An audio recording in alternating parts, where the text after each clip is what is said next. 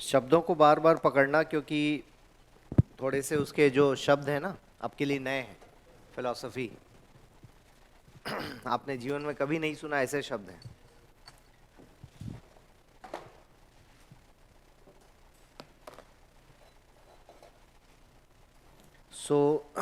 कल हमने बैकग्राउंड वगैरह किया था इसका, विकास समाजशास्त्र का,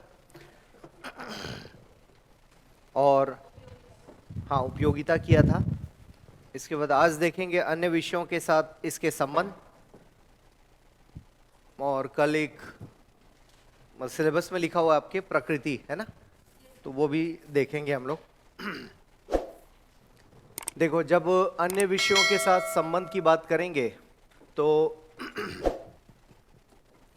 अन्य विषय में हैं 3-4 विषय जिनको देखा जाना चाहिए। वैसे तो सब विषय के साथ कोई ना कोई संबंध है। होता क्या है कि जब हम समाजशास्त्र को विज्ञान बनाने की बात करते हैं तो विज्ञान, यदि शुद्ध विज्ञान की बात करें जहां पर हम कोई प्रयोग कर पाते हैं, जहां पर हम कोई तुलना कर पाते हैं, जहां पर किसी चीज को मापने योग्य हम देख पाते हैं, तब हम विज्ञान की बात करते हैं। विज्ञान में ऐसा ही होता है ना। जब हम शुद्ध विज्ञान की बात करते हैं, प्रयोगशाला में हम बहुत सारी चीजों पर प्रयोग कर सकते हैं। जैसे मान लो ऑक्सीजन का निर्माण करना है या पानी के अणुओं को तोड़ना है, तो उसके बारे में तथ्य उपलब्ध हैं। लेकिन जैसे ही हम इस चीज के बारे में बातचीत करें कि व्यक्ति समाज में आत्महत्या क्यों करता है, इसको लैब में समझना बहुत मुश्किल है। ठीक है, तो कुछ जगह पर लगेगा कि ये विज्ञान है बोला जाएगा और कुछ जगह पर नो बोला जाएगा, दोनों बातें। अब मान लो विज्ञान का थोड़ा भी प्रतिशत इसमें है, तो उस आधार पर आप देखेंगे अन्य विषयों के साथ भी इसके संबंध है। और किसी भी विषय की वैज्ञानिकता को समझने का सबसे अच्छा तरीका है कि वो कितना सार्वभौमिक हो सकता है ना, एप्लीकेबल कितना हो सकता है। तो हम लोग कुछ विषयों में तुलना करेंगे, जैसे इतिहास है, फिर अर्थव्यवस्था है, देन राजनीति विज्ञान है, इसमें बातचीत करेंगे, देन मनोविज्ञान, देन मानव शास्त्र, एंथ्रोपोलॉजी। ठीक है, नैतिकता जैसे मुद्दों पर भी समझा जा सकता है, नैतिकता भी विषय है तो उसमें भी इसको देखा जा सकता है। ठीक है, भूगोल में भी इसको पढ़ा जाएगा क्योंकि भूगोल से भी इसका संबंध है। समाज, संस्कृति, सभ्यता, इसका सीधे संबंध भूगोल से है। तो आप देखेंगे इतने सारे विषयों के साथ इनके संबंध हैं। हालांकि जब पूर्ण रूपेण एक समाजशास्त्र विषय बना तो कई विषयों से इसने उधार लिया, ऐसा कहा गया इसको कि अलग अलग विषयों से कुछ कुछ इसने लिया। तो वो बिल्कुल लिया होगा, क्यों? क्योंकि जब हम समाज की बात करते हैं तो समाज में इन सभी विषयों के तत्व दिखाई देते हैं। क्लियर है? जैसे जब हम शरीर विज्ञान की बात करें तो बायोलॉजी की हम बात करते हैं, जीव विज्ञान की बात करते हैं, तो कहीं ना कहीं शरीर विज्ञान का संबंध मानव शास्त्र से है। मनोविज्ञान में भी शरीर विज्ञान की बात होती है। यदि ग्लैंड्स आपके प्रॉपर काम नहीं कर रहे हैं तो आप कुंठा का शिकार हो सकते हैं, आप फ्रस्ट्रेशन में जा सकते हैं, है ना। हो सकता है सुसाइडल टेंडेंसी आ जाए। व्यक्ति बीमार है तो उसका समाज भी उसको बीमार नजर आता है, परिवार में वो परेशान रहता है। और कहीं ना कहीं आर्थिक रूप से यदि परेशान है तो आप देखोगे कि आर्थिक रूप से परेशान वो कहीं ना कहीं मानसिक रूप से भी परेशान हो जाएगा मनोविज्ञान में। तो सब आपस में एक दूसरे से कनेक्टेड हैं। तो समाजशास्त्र की जो विषय वस्तु है, इसका जो सिलेबस बनाया गया पढ़ने के लिए, ये वाले सिलेबस की बात नहीं कर रहा हूं, ओवरऑल कि इसमें विषय वस्तु क्या है, इसका कंटेंट क्या होगा, तो यही माना गया कि अलग अलग विषयों से ही मिलकर ये बनेगा। ऐसा स्वतंत्र नहीं हो सकता कि इसमें जो पढ़ाया जा रहा है वो कहीं और नहीं पढ़ाया जाएगा, ऐसा बिल्कुल भी नहीं हो सकता। क्लियर है? और जितने भी मानविकी विषय हैं, ह्यूमैनिटीज जिनको हम कहते हैं, आर्ट्स वाले सब्जेक्ट्स, उनमें आप देखोगे कि कोई भी सब्जेक्ट आइसोलेटेड नहीं दिखाई देगा। मतलब किसी एक विषय को आप ये नहीं कर सकते कि भूगोल अकेला अपने आप में भूगोल है। आप उसमें क्या पढ़ते हो? ह्यूमन ज्योग्राफी भी पढ़ते हो, और ह्यूमन ज्योग्राफी का सीधे कनेक्शन अर्थव्यवस्था से भी है। आ रहा समझ में? तो सभी विषय आपस में गुथे हुए हैं, इसको इस रूप में देखा जाना चाहिए। तो बात करेंगे विज्ञान है या नहीं, उसके तर्कों पर भी हम लोग चर्चा करेंगे, पॉइंट्स लिखेंगे उसमें। तो ये प्रश्न भी आ सकता है कि समाजशास्त्र एक विज्ञान है या नहीं है। तो आपको है या ना में आंसर नहीं देना है, बल्कि है तो क्या तर्क है, ना है तो क्या तर्क है, और बीच का फिर एक रास्ता होगा कि दोनों को मिलाकर क्या बोला जाएगा। ठीक है, तो सबसे पहले हम लोग इतिहास के साथ संबंध की बात करते हैं कि जब भी इतिहास के साथ बात होती है तो इतिहास क्या चीज है? पूर्व में जो घटनाएं घट चुकी हैं, ठीक है, पूर्व में जो घटनाएं घट चुकी हैं उन्हीं का विश्लेषण हम लोग करते हैं इतिहास में बेसिकली, है ना। और इन घटनाओं को आप दोबारा इनकी पुनरावृत्ति नहीं कर पाएंगे, मतलब दोबारा ऐसा होगा और फिर विश्लेषण करेंगे, ऐसा नहीं होगा। एक बार घट चुकी है घटनाएं, जैसे युद्ध हो चुके हैं, अब उसका केवल विश्लेषण आप कर सकते हो। ठीक है, उसके विश्लेषण अलग अलग मानसिकता के साथ हो सकते हैं। जैसे मान लो कोई नया सामान मिल गया अचानक से, या छत्तीसगढ़ में कहीं पर कोई कॉलोनी मिल गई नीचे दबी हुई, तो हम उसका विश्लेषण करेंगे, लेकिन उस घटना को दोबारा जन्म देना शायद पॉसिबल नहीं होगा उसी रूप में, राइट। जैसे हड़प्पा या मोहनजोदड़ो की बात करें हम, तो वहां पर जिस तरह की व्यवस्था है, नगर व्यवस्था, तो नगर व्यवस्था उस समय में उनकी सोच क्या रही होगी, उसको आज पकड़ पाना मुश्किल है ना। किस वजह से उन्होंने ऐसा किया होगा कि नालियां ढकी हुई हैं, स्नानगार बने हुए हैं, है ना। तो अलग अलग चीजें वहां पर व्यवस्थित ढंग से, फिर देखोगे सड़कों का उनको अंदाज बड़ा अच्छा था, 90 डिग्री पर उन्होंने काटा है सड़कों को, क्लियर। तो इतनी शानदार व्यवस्था। फिर कुछ जगह पर बर्तन आपको दिखाई देंगे, मृदभांड जिनको कहा जाता है ना, तो वो पके हुए मिट्टी के बर्तन हैं, मतलब आग में उनको पकाया गया। तो इस तरह का नॉलेज जब उनका था तो उनके बारे में विश्लेषण ही मात्र हो सकता है।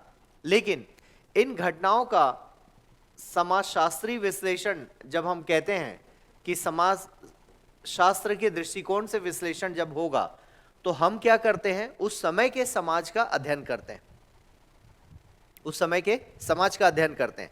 जैसे कुछ जगह पर आप देखोगे कि कब्र में व्यक्ति के अलावा डॉग साथ में दिखाई देता है, उसके बोन्स दिखाई देते हैं, ठीक है ना, मतलब कुत्ते का ढांचा वहां पर दिखाई देता है। इसका मतलब ये हुआ कि या तो दोनों की मृत्यु एक साथ हुई होगी किसी एक्सीडेंट से या किसी रीजन से, तो दोनों को एक साथ दफनाया गया। कुछ में पाया गया, कुछ कब्र में, कि जहां पर बर्तन भी दिखाई देते हैं, अन्य वस्तु भी दिखाई देते हैं दैनिक उपयोग के। इसका मतलब हम मान लेते हैं कि मे बी मृत्यु के पश्चात दोबारा जन्म या पुनर्जन्म की कोई संकल्पना उनको स्पष्ट रही होगी, ठीक है ना। इसी आधार पर उन्होंने इसको माना कि हमको बर्तन रखना चाहिए साथ में। और यही परंपरा आप देखोगे आज भी कुछ गांव में दिखाई देगी आपको, ठीक है। गांव वाले भी कुछ इस तरह से बर्तन वर्तन कपड़े वपड़े वहीं छोड़कर आ जाते हैं, होता है ऐसा। तो ये एक मुद्दा दिखाई देता है। फिर कुछ जगह शवों को दिशा के अनुसार रखने का एक कार्यक्रम दिखता है।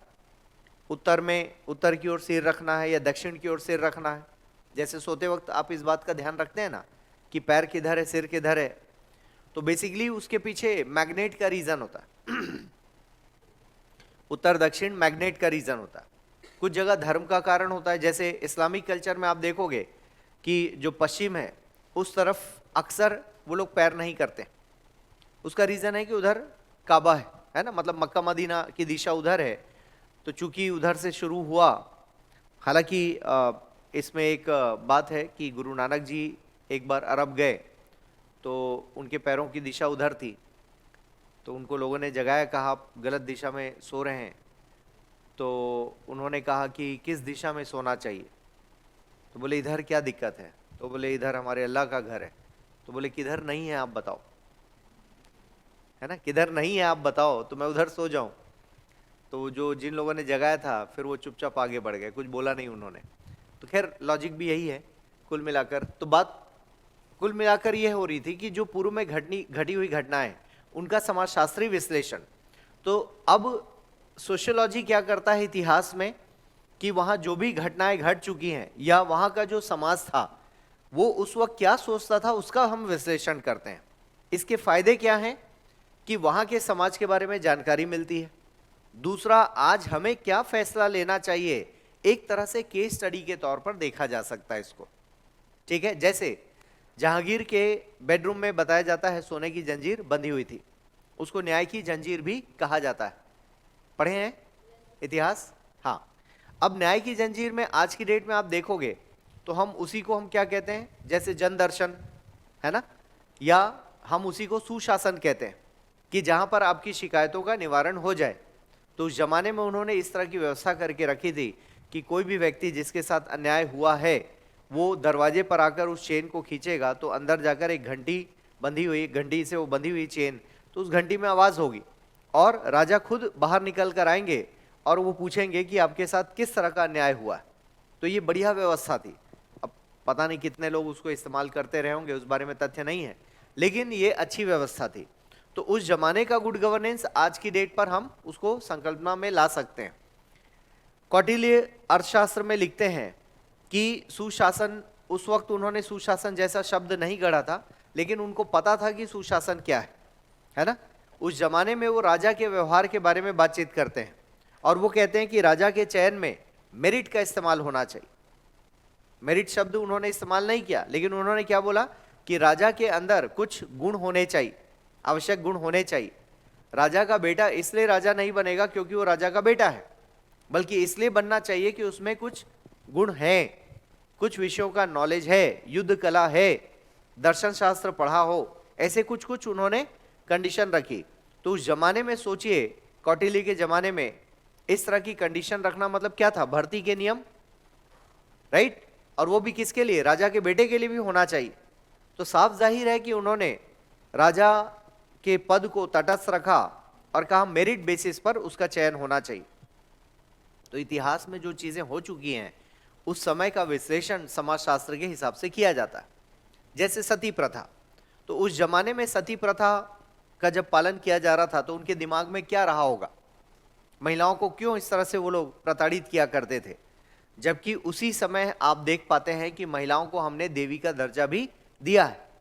तो जब देवी का दर्जा दिया है तो फिर बाकी मामलों में हम क्यों नहीं पूजा कर पाए, क्यों नहीं हम समझ पाए कि ये उसके लिए प्रताड़ना है, क्यों हमने भ्रूण हत्या की, क्यों हमने बाल विवाह किया, क्यों हमने दहेज के नाम पर मार दिया उसको, राइट।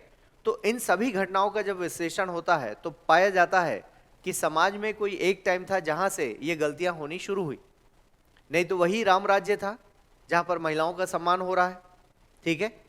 तो आप देखेंगे इस तरह की व्यवस्था में बहुत कुछ आपको दिखाई देगा, क्लियर है। और जो भी इतिहास में घट चुका है उसको जब आज की डेट में विश्लेषण करोगे तो दोनों बातें होती, सीखने भी मिलता है और ये भी समझ में आता है कि हमें नहीं करना था। तो उस जमाने को तो रिवर्स कर नहीं सकते, तो जो नहीं करना था अब हम उसको दोहराएंगे नहीं, क्लियर है। तो समाजशास्त्र में जब हम पढ़ते हैं, जैसे जाति के बारे में हम पढ़ते हैं, तो जाति व्यवस्था की उत्पत्ति कहां से हुई उसके बारे में इतिहास में विश्लेषण मिलता है, ठीक है।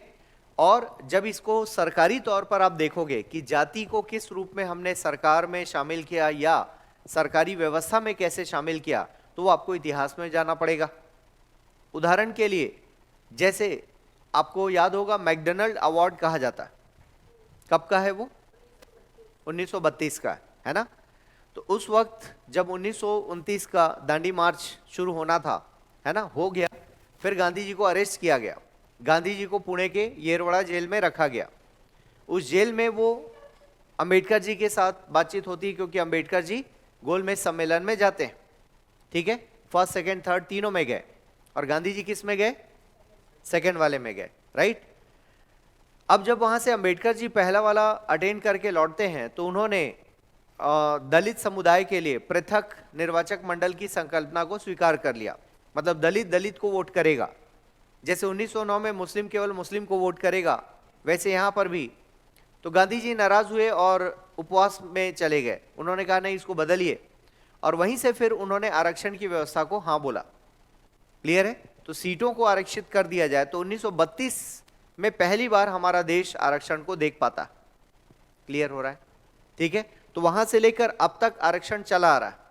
तो जिन आधारों पर आरक्षण की बात कही गई थी, तो आपको बैकग्राउंड में जाने पर पता चलता है कि उसकी आवश्यकता कितनी थी, ठीक है ना। 1932 से लेकर अभी तक आप देखोगे तो कितनी आवश्यकता थी उसको समझने वाली बात होती है। तो ऑलमोस्ट हम 100 ईयर्स पूरा कर लेंगे, मतलब 32 में कुछ साल और बाकी हैं, तो आरक्षण के 100 वर्ष पूरे हो चुके होंगे। तो आरक्षण को समझने की जरूरत है कि कितना वो रेलेवेंट है या नहीं। फिर इसी में जुड़ा हुआ मुद्दा क्या है कि जाति जनगणना, इससे क्या पता चलेगा कि किनको लाभ कैसे मिला, आरक्षण का लाभ मिला भी या नहीं मिला। निम्न जाति सो कॉल्ड जिनको प्रताड़ित किया गया, वो लोग कहां पर हैं आज की डेट में, क्या उनको आरक्षण का लाभ मिल पाया या नहीं मिल पाया, आज भी किसी सामाजिक समस्या से गुजर रहे हैं या नहीं गुजर रहे हैं। इस तरह की बातों का विश्लेषण इतिहास में किया जा सकता है। क्लियर हो रहा है? तो समाजशास्त्र की जो विषय वस्तु है और इतिहास की विषय वस्तु दोनों में आपस में कहीं ना कहीं पर विश्लेषण का संबंध बना हुआ है। ठीक है, मैं लिखवा दूंगा थोड़ा थोड़ा। राजनीतिक विज्ञान की ओर बढ़ते हैं। अब जब राजनीतिक विज्ञान की बात होती है तो राजनीतिक विज्ञान भी एक पुराना विषय है। ठीक है, और आप देखोगे कि राजनीति, राज्य की नीति बराबर राजनीति। ठीक है, तो राज्य मतलब क्या हुआ? पूरा देश, है ना। एक भूभाग होगा जिसमें जनसंख्या होगी, उसकी निश्चित सीमा होगी, उसमें सरकार होगी, उसकी अपनी संप्रभुता होगी। ये 3-4 एलिमेंट्स हैं, उसके तत्व हैं राज्य के। अब राज्य को जब देखा जाए कि राज्य सर्वशक्तिमान क्यों हुआ, क्योंकि उसके पास क्या है? राज्य के पास प्राधिकार है। ठीक है, अथॉरिटी। ठीक है, उसके पास शक्ति है। शक्ति किस रूप में? सेना, पुलिस इत्यादि के रूप में शक्ति है उसके पास। फिर आप देखते हैं कि जब हम उसको सरकार बना देते हैं तो उसके पास नियम बनाने की शक्ति भी आ जाती है। ठीक है, नियम बनाने की शक्ति आ जाती है। तो इस तरह से बहुत कुछ उसके पास है राज्य के पास। तो होता यह है कि राजनीति को ऐसे समझा गया, शुरुआती दौर में राज्य प्लस राजा, इन दोनों के बारे में सबसे ज्यादा बातचीत होती थी। राज्य प्लस राजा। अब राज्य मतलब जैसे अयोध्या राज्य की हम बात कर लें, राजा राम जी की बात कर लें हम लोग, या और भी ऐसे राजा हुए, तो पहले यही दोनों ज्यादा हाईलाइटेड होते थे। इतिहास में सबसे ज्यादा किसी के बारे में लिखा गया तो राज्य और राजा के बारे में लिखा गया। अभी कैसा होता है, बहुत कुछ हम डिस्कस करते हैं। यदि आज का इतिहास निकाला जाए तो बहुत कुछ चर्चा होती है कि सैटेलाइट क्या छोड़ा, इसरो ने क्या किया, मिसाइल कौन सा बनाया। लेकिन उस जमाने में इन दोनों पर ज्यादा चर्चा होती थी और इन्हीं दोनों के बारे में इतिहासकारों ने ज्यादा लिखा। बाहर से जो विदेशी यात्री आए उन्होंने इन दोनों की चर्चा ज्यादा की।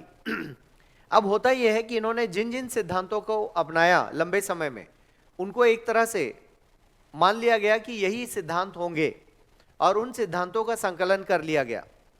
जैसे कौटिल्य ने लिखा कि बड़ी मछली छोटी मछली को खा जाएगी, तो ये सिद्धांत कहां पर दिखा उनको? पहले समुद्र में, पानी में, प्रकृति में दिखा होगा। तो प्रकृति से हमने बहुत सारे सिद्धांत लिए हैं और उनको हमने जीवन में जब अपनाया तो वो हमें सही प्राप्त हुआ, मतलब उसका परिणाम सही दिखाई दिया। जैसे बड़ी मछली छोटी मछली को खा जाती है, तो इसका मतलब सेम जाति के लोग अपने ही दूसरे लोगों को दबा सकते हैं या दबाव बना सकते हैं। तो ऐसे ही राज्यों के बारे में बातचीत हुई। तो धीरे धीरे उन सिद्धांतों को एक जगह संकलित किया गया।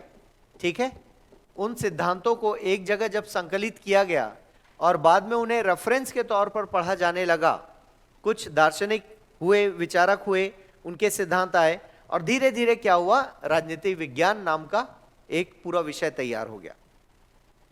विज्ञान क्यों बोला इसको? राज्य की नीति का विज्ञान, क्योंकि हर जगह बराबर ढंग से ये लागू हो सकता था, हर बार इसके परिणाम सेम निकल सकते थे। क्लियर है? हर बार इसमें प्रयोग संभव था, कुछ सूत्र थे, कुछ फॉर्मूले थे। इस आधार पर हमने राजनीति को एक विज्ञान माना। क्लियर है? आप इसको नहीं पढ़ते हैं, आप पॉलिटी पढ़ते हैं, राज्य व्यवस्था पढ़ते हैं। किसी देश की व्यवस्था को चलाने के लिए कौन से नियम कानून की आवश्यकता होगी, इसको हम राज्य व्यवस्था में पढ़ते हैं। तो आप पॉलिटिकल साइंस नहीं पढ़ते हो, इसको कॉलेज में पढ़ते हो आप, या फिर यूपीएससी के ऑप्शनल में पढ़ते हो, बीए एमए में, है ना, बीए पॉलिटिकल साइंस से कर रहे हैं सर, तो उसमें आप ज्यादातर सिद्धांतों को पढ़ते हैं कि राज्य का संचालन कैसे होगा, राज्य कैसे ऑपरेट होगा, राज्य कैसे आगे बढ़ेगा, राज्य की विदेश नीति क्या होनी चाहिए, इन सभी चीजों को देखकर आप ये मानते हैं कि राज्य को चलाने का जो सिद्धांत है वो राजनीतिक विज्ञान में है। क्लियर हो रहा है? अब राजनीतिक विज्ञान की जब हम बात करते हैं तो इसमें हमें उन सभी आधारों को देखना पड़ेगा जिसकी वजह से किसी राजनीतिक दल को आप वोट डालते हैं। जैसे हमारे देश में जाति का बहुत बड़ा असर होता है, जाति धर्म के बारे में काफी चर्चा होती है।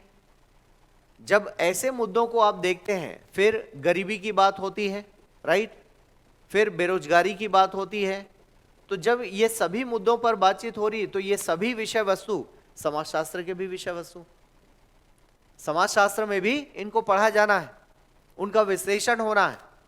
तो बिना राजनीतिक विज्ञान के या समाजशास्त्र के बिना राजनीतिक विज्ञान अधूरा है, तो दोनों एक दूसरे के बिना अधूरे हैं। तो जब जाति का विश्लेषण करोगे तो जाति क्यों, जाति की उत्पत्ति कैसे, इसके बारे में समझा जाएगा, है ना। तो जाति और सरनेम में कोई आपस का रिश्ता है? बोलिए।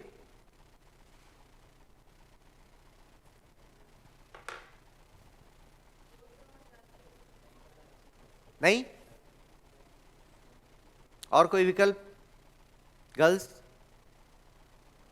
जाति और सरनेम में कोई संबंध है या नहीं है? नहीं है? है ना? हाँ, फिर कहां गुम हो गए सुबह सुबह? ठंडी लग गई।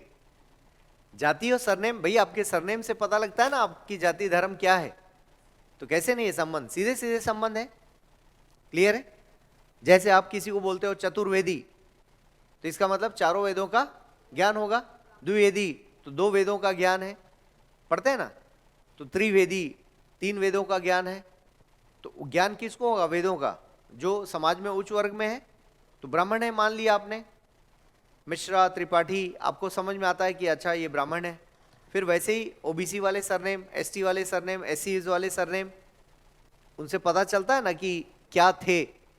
तो सरनेम आपके काम की वजह से बने। इसका जो वैज्ञानिक आधार है, मैंने पहले भी पढ़ाया आप लोग को, है ना।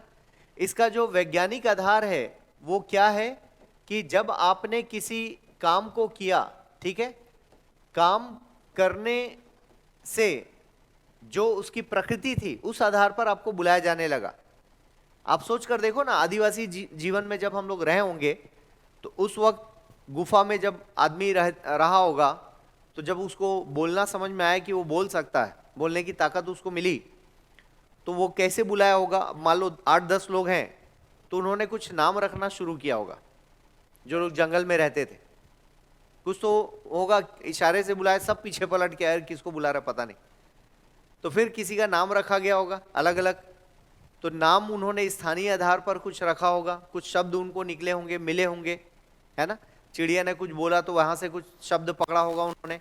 तो ऐसे शब्दों को गढ़ा गया। लिपि तो सभी जगह कुछ ना कुछ थी। हालांकि हड़प्पा में आज भी कुछ ऐसी लिपियां हैं जिसको हम पढ़ नहीं पाए कि वो क्या लिखते थे, ठीक है। कुछ जगह का पढ़ लिया हमने, लेकिन वहां पढ़ नहीं पाए। तो आप देखोगे कि लिपि के आधार पर हमने कुछ शब्दों को गढ़ा होगा। आप देखेंगे गांव में स्थानीय शब्दों का कल्चर रहा है, ठीक है। जैसे किसी का नाम कचरा सिंह भी हो सकता है, नहीं सुना होगा, है ना।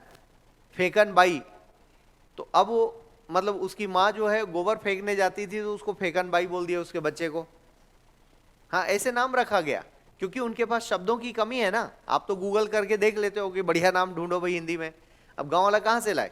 तो जो फिर किसी साधु बाबा के पास गए तो उनके पास बाबा इसका नामकरण करना है, तो बाबा ने कहा परमेश्वर, तो वहीं परमेश्वर नाम रख दिया उसका, ठीक है।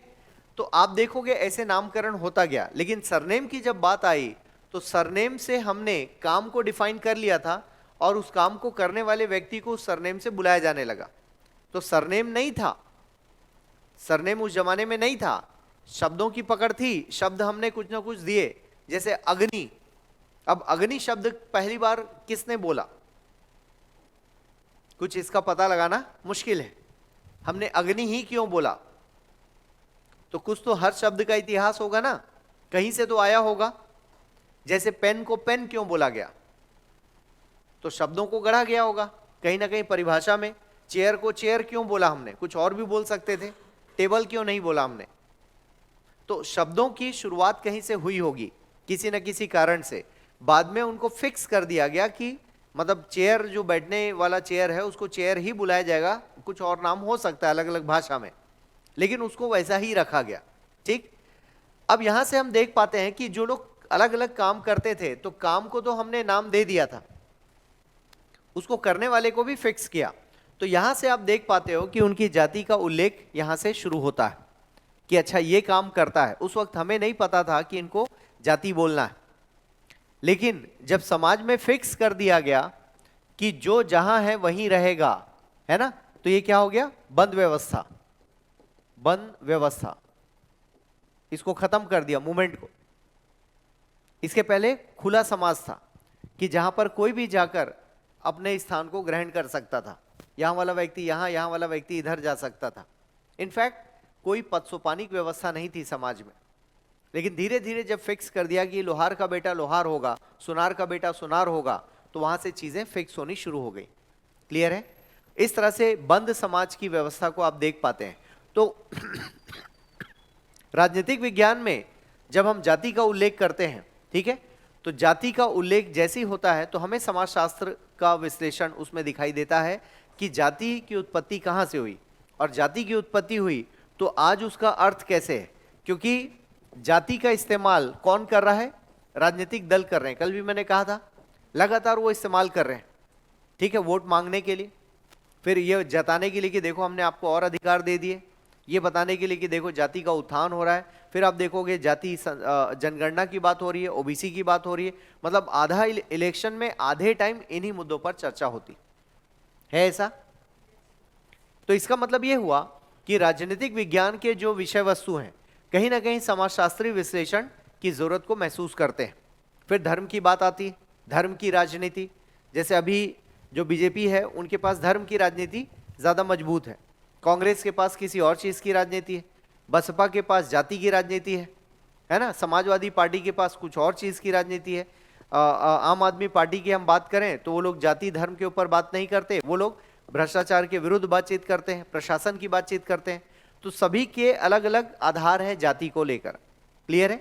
तो ऐसा नहीं कि बीजेपी में जितने लोग हैं वो लोग धर्म को लेकर बहुत भक्ति भाव में रहते हैं, जरूरी नहीं है, वो उनकी राजनीति का हिस्सा है। क्लियर है?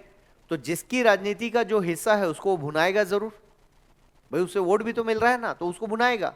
इसलिए राजनीतिक दलों के भाव को लेकर बहुत ज्यादा इमोशनल नहीं होना चाहिए। ऐसा इसलिए कह रहा हूं कि जब आप उस चीज को लेकर इमोशनल हो जाते हो और अलग हट के वो लोग काम करते हैं तो आपको दुख होता है, अरे ये लोग अलग कैसे हट गए। ठीक है ना?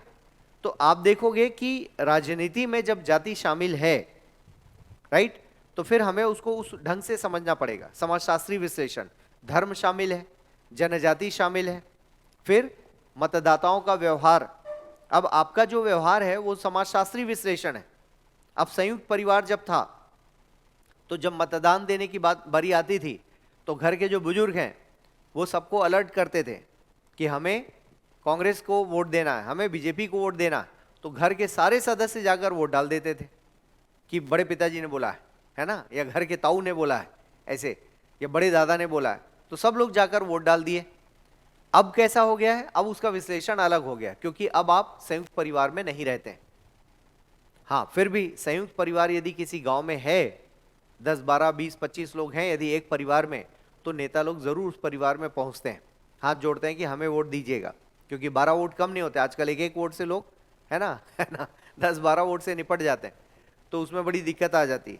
तो ऐसे समय में वो परिवार का वोट एक साथ आपको 12 वोट मिल गए, 25 वोट मिल गए, 40 वोट मिल गए। और आज भी भारत में कुछ ऐसे परिवार हैं जहां पर 100-150 की संख्या में एक साथ लोग रहते हैं, है ना, बड़े बड़े चूल्हे हैं उनके घर में, क्योंकि खाना एक साथ बनता है सबका। तो कुछ परिवार बचे हुए हैं। तो संयुक्त परिवार की जैसे ही हम बात करेंगे समाजशास्त्र आ गया, क्योंकि वोट की बात करनी है हमें, वोट की राजनीति की बात करनी है, तो समाजशास्त्र आ गया। क्योंकि वोट के पीछे क्या कारण है, वो आपका व्यवहार कारण है। आप मतदान क्यों कर रहे हैं ये कौन डिसाइड कर रहा है, आपका व्यवहार डिसाइड कर रहा है। ठीक है ना? और आप क्यों ऐसा डिसाइड करते हैं, कभी वोट डाला कभी नहीं डाला, तो इसमें भी समाजशास्त्री विश्लेषण है। जैसे आप अक्सर देखोगे कि जहां पर वोट का परसेंटेज कम है वो शहरी क्षेत्र होंगे, और ऐसे वर्ग होंगे जो कुछ ज्यादा ही धनाढ्य हैं, जो कभी अपने घर से बाहर नहीं निकलते दिन में, क्योंकि वो सुबह सोकर उठते हैं 10-11 बजे, तब तक आधा वोट हो चुका होता है। और जब जाते हैं वो लोग 2-3 बजे तो देखते हैं बहुत लंबी लाइन है, छोड़ो कौन देगा वोट, घर चलो वापस, क्योंकि वो उतनी देर वो खड़े होने के आदी नहीं है। आ रहा है समझ में? तो इसलिए आप देखोगे अर्बन एरियाज में, अच्छा अब गांव में अलग ही माहौल है। अब जिस दिन वोट डालना है उस दिन त्योहार है गांव में, दोनों तरीके का त्योहार है ना, एक पीने वाला त्योहार है, एक खाने वाला त्योहार है। तो जो लोग पीते हैं उनके लिए अलग व्यवस्था है, गांव के किसी कोने में सब उधर से होके आए, एक दूसरे को बता भी रहे हैं वो उधर चले जाना वोट डालने के बाद। कुछ लोग पहले से ही है ना तैयारी में रहते हैं सुबह सुबह कि आज वोट डालना है, क्योंकि कल 500 रुपये मिले थे उनको, तो ये भी व्यवस्था है। फिर आप देखोगे मतलब आजकल अलग अलग पार्टियां पार्टी दे देती हैं लोगों को, गांव में पैसा दे दिया, कुछ आप बनाकर खा लीजिए, तो गांव वाले मस्त रहते हैं। उस दिन वैसे भी कोई जॉब में जाएगा नहीं, कोई ड्यूटी में जाएगा नहीं, शहर वाला ड्यूटी को लेकर बहुत अलग पंक्चुअलिटी में रहता है कि भाई ऑफिस तो जाना ही है। लेकिन अच्छा पहले छुट्टियां करते थे, आपको याद होगा है ना, वोट डालने के लिए पहले छुट्टियां होती थी, लेकिन पता चला छुट्टी है करके लोग, अच्छा आज फ्राइडे छुट्टी हो गई, वोट का दिन है, सैटरडे संडे 2 दिन छुट्टी ले लेता हूँ ऑफिस से, चले 3 दिन के लिए शिमला, बर्फबारी हो रही उधर है ना, मतदान अपनी जगह और छुट्टी अपनी जगह। तो इसका मतलब ये हुआ कि वोटर का बिहेवियर बहुत इंपॉर्टेंट है। आपको प्रश्न नहीं आया है, नहीं आएगा, लेकिन ऐसे में पूछा जा सकता है। मतदान, मतदाता का व्यवहार एक टॉपिक होता है, यूपीएससी में पढ़ाया जाता है उसको, ठीक है ना, और उसका जो व्यवहार है वो फ्लक्चुएट करता है अलग अलग कारणों से। अब विकास आपका मुद्दा है या नहीं, ये कैसे डिसाइड होगा, और विकास किनके लिए मुद्दा है? तो अब हमें देखना पड़ेगा, माइक लेकर घूमना पड़ेगा कि विकास आपका मुद्दा क्यों नहीं है और विकास से क्या समझते हैं। क्लियर है? आपके मोहल्ले में सड़क नहीं बनी फिर भी आप वोट किसको देंगे? इस तरह के जो सवाल हैं वो समाजशास्त्र से निकलकर आते हैं। क्लियर हो रहा है? तो राजनीतिक विज्ञान कहीं ना कहीं सामाजिक पृष्ठभूमि में ही देश की राजव्यवस्था तैयार होती है। इसका मतलब साफ है कि बिना समाज को समझे हुए हम देश की सरकार को नहीं बना सकते, और देश की सरकार बराबर देश की जनता, कि देश की जनता का जैसा टेस्ट होगा वैसे ही सरकार होगी, क्योंकि बहुमत तो तभी होगा ना जब आप वोट डालेंगे। तो वोट क्यों डाल रहे हैं उसके पीछे भी समाजशास्त्री विश्लेषण होगा। तो कुल मिलाकर राजनीतिक विज्ञान के जो विषय वस्तु हैं वो समाजशास्त्र के भी विषय वस्तु के रूप में आप देख सकते हैं उनको। क्लियर है? यहाँ पर जैसे एक बड़ा टॉपिक होता है समाजशास्त्र में ग्रामीण समाजशास्त्र, ग्रामीण समाजशास्त्र। क्लियर है? रूरल सोशियोलॉजी की बात होती है तो उसमें ज्यादातर क्या पढ़ा जाता है कि ग्रामीण अर्थव्यवस्था कैसे काम करती है, ग्रामीण जनजीवन कैसे संचालित होता है। क्लियर है? गांव में व्यवस्था किस प्रकार की होती है, गांव में त्योहार कैसे मनाया जाता है, गांव में स्वास्थ्य सुविधाओं की कमी के कारण वो लोग कैसे सरवाइव करते हैं या नहीं कर पाते हैं, इन सब का विश्लेषण समाजशास्त्र में आप देख सकते हैं। तो जब इसका विश्लेषण होगा तो इसका मतलब साफ जाहिर है कि राजनीतिक विज्ञान में जब हम पंचायती राज की बात करेंगे तो पंचायती राज और ग्रामीण जनजीवन का आपस में संबंध है। महिला आरक्षण गांव में दिया गया है, ठीक है, उससे महिलाओं की स्थिति में क्या परिवर्तन आया? अब इसको आप समाजशास्त्र में पढ़ते हो, महिलाओं की स्थिति में परिवर्तन आया ना, ठीक है। कब दिया गया था आरक्षण गांव में? गांव में पंचायती राज में कब दिया गया?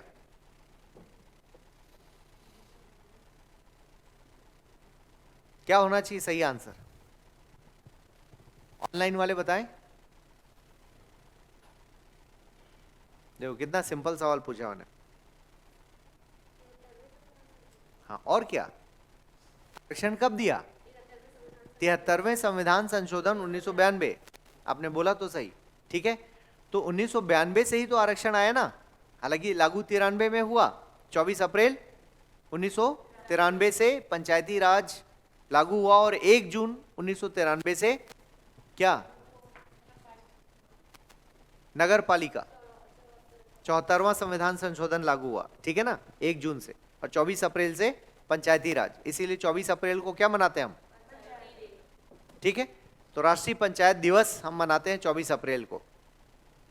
तो आप देखोगे जब पंचायत की बात आती है तो पंचायत में अब तक पंचायत में नहीं, गांव में अब तक क्या व्यवस्था थी कि महिला घर से बाहर नहीं निकलेगी, घूंघट में रहेगी, अपने से समाज में जो बड़े हैं उनको सिर उठा के नहीं देखेगी, उनके सामने से गुजरते वक्त बात नहीं करेगी, हंसेगी नहीं।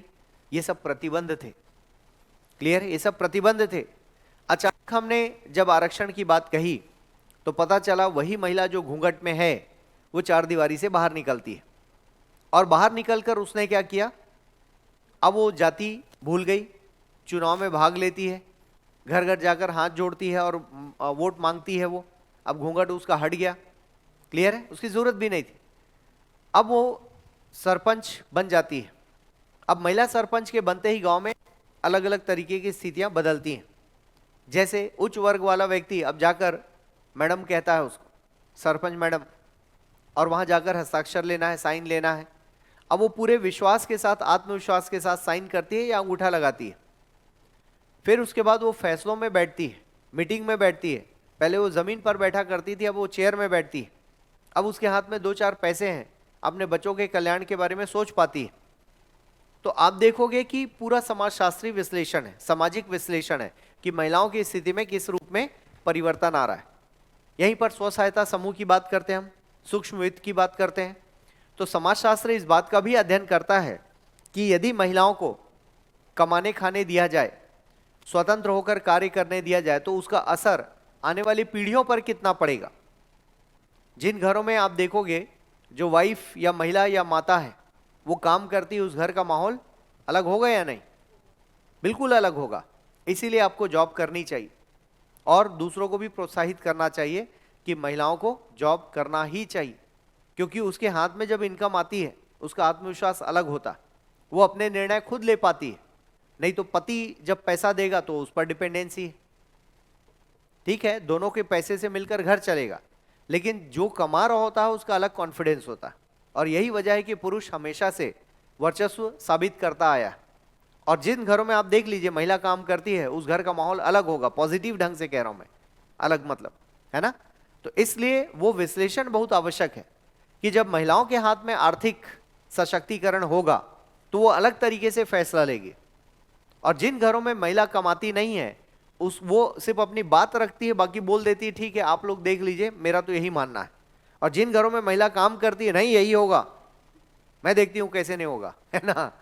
तो इसका मतलब दोनों में अंतर है, निर्णय निर्माण में अंतर है। और यहीं से दहेज प्रथा और कई सारी चीजों में कमी आ सकती है। हालांकि इस बात का कोई संबंध नहीं है कि महिला पढ़ी लिखी और जॉब में है तो उसके साथ प्रताड़ना नहीं होगी, ऐसा बिल्कुल नहीं है। लेकिन वो अवेयर है तो वो कम से कम पलट के सवाल कर सकती है। तो सवाल करने के लिए जरूरी है कि सशक्त होना जरूरी, सशक्त होने के लिए जरूरी है कि आपका आत्मनिर्भर होना जरूरी है। क्योंकि जब आपको पता है कि मेरे पास अपनी इनकम है, हस्बैंड ज्यादा 3-5 किया तो चलो निकलो घर से बाहर, ठीक है, देखा जाएगा जो होगा। जब साथ नहीं रहने की गुंजाइश बन रही तो फिर आप आत्मनिर्भर हो सकते हैं ना। पहली की महिलाएं क्या कंप्रोमाइज करती थी कि जो भी है वही पति परमेश्वर है। कल भरपूर पिटाई हुई और आज करवा चौथ का उपवास रख रहे हैं, राइट? तो ये जो परंपरा थी पहले थी। अभी आप बोल कर देखो करवा चौथ, तू रखेगा क्या उपवास, है ना? पति से ऐसे पूछेगी, पति बोले भाई ऐसे भूखा रहा नहीं जाता, ठीक चलो कोई नहीं रखेगा, है ना? मूवी चलते हैं कल। तो समय बदल रहा है, तार्किकता आ गई चीजों में, क्यों रखना है उसके पीछे क्वेश्चन मार्क है। तो एनीवेज कुल मिला के राजनीतिक विज्ञान का सीधे संबंध है। वहां के सिद्धांतों को हम समाजशास्त्र के सिद्धांतों के साथ मर्ज करके पढ़ सकते हैं और देखा जा सकता है। ठीक है, अब चलते हैं हम लोग भूगोल की ओर। जब भूगोल की बात आती है तो भूगोल में आप देखोगे कि भूगोल के जो विषय वस्तु है वो क्या है। प्राकृतिक चीजों को आप पढ़ते हो, पृथ्वी के बारे में पढ़ते हैं आप, जल के बारे में पढ़ते हैं। तो जितने भी पंच तत्व हैं उनके ही वैज्ञानिक विश्लेषण को आप भूगोल कहते हैं। अब पंच तत्व क्या है, जैसे हवा, वायु, इनके बारे में आप पढ़ते हो, है ना? मिट्टी के बारे में आप पढ़ते हो, सूरज की रोशनी के बारे में पढ़ते हो, फिर पृथ्वी के बारे में। तो ओवरऑल पृथ्वी में पंच तत्व आपको दिखाई देते हैं। समुद्री विज्ञान तो पूरा आपका जल के बारे में हो गया, है ना? तो आप जब इसकी स्थिति को देखते हैं तो ये तो हो गया जो हम फिजिकल ज्योग्राफी में पढ़ रहे हैं। इसके अलावा जब फिजिकल ज्योग्राफी में भूमिका किसकी है? मानव की भूमिका है। तो मानव भूगोल जब आप पढ़ते हो या आर्थिक भूगोल जब आप पढ़ते हो तो इन दोनों में क्या आएगा? समाजशास्त्र। ठीक है। तीसरा और एक होता है, जब इसी में आप देखेंगे मानव की बसाहट। ठीक है। तो बसाहट भी समाजशास्त्री विश्लेषण के साथ देखा जा सकता है। जैसे एक छोटा सा कॉन्सेप्ट है, आपने पढ़ा भी होगा, इंसान जहां भी बसा वो सबसे पहले पानी तलाश करता। चांद पर हम लोग क्या ढूंढने गए? पानी है या नहीं? होगा तो उधर पिकनिक मनाने जाएंगे, नहीं है तो फिर सोचा जाएगा पानी कैसे पैदा किया जाए। चंद्रयान, तो आप देखोगे इन जनरल भी आप कहीं घूमने जा रहे होते हैं तो जहां नदी वदी दिख जाए वहां आदमी रुक जाता है कि भाई यहां पानी है। तो पानी का आकर्षण वैसा ही रहा है क्योंकि वो डेली के आपकी लाइफ में पानी का योगदान ज्यादा है। जैसे आप देखोगे यदि पूरे उत्तर भारत को देखोगे और जब बात आती है कि गंगा के क्षेत्र में बसाहट ज्यादा क्यों है, उसका रीजन यही। तो गंगा के तट पर आप देखोगे दोनों तरफ बसाहट ज्यादा है, घनी बस्तियां हैं। क्लियर है। तो यूपी बिहार पूरे नदियों के किनारे किनारे बसाहट होती है। गांव में जो तालाब होता है ना, उसके चारों तरफ पहले लोग रहना शुरू करते हैं, ऐसे ऐसे ऐसे ऐसे, फिर उस पूरे गांव का ऐसा घेरा बनता जाता है। तो उस तालाब से ही शुरुआत होती कि वहां से बसना शुरू होता था। अभी रेलवे ट्रैक में आप देखोगे तो रेलवे ट्रैक में भी इसके दोनों तरफ लोग रहना शुरू करते हैं। हाईवे तो उसके अगल बगल घर बनाना शुरू करते हैं, क्योंकि उसका अब उसकी आर्थिक कीमत भी ज्यादा है। जमीन जो रोड साइड में है उसकी कीमत ज्यादा है, तो लोग उधर भी रहते हैं सुविधा के नाम पर कि रोड से तुरंत हम घर में चले जाएं।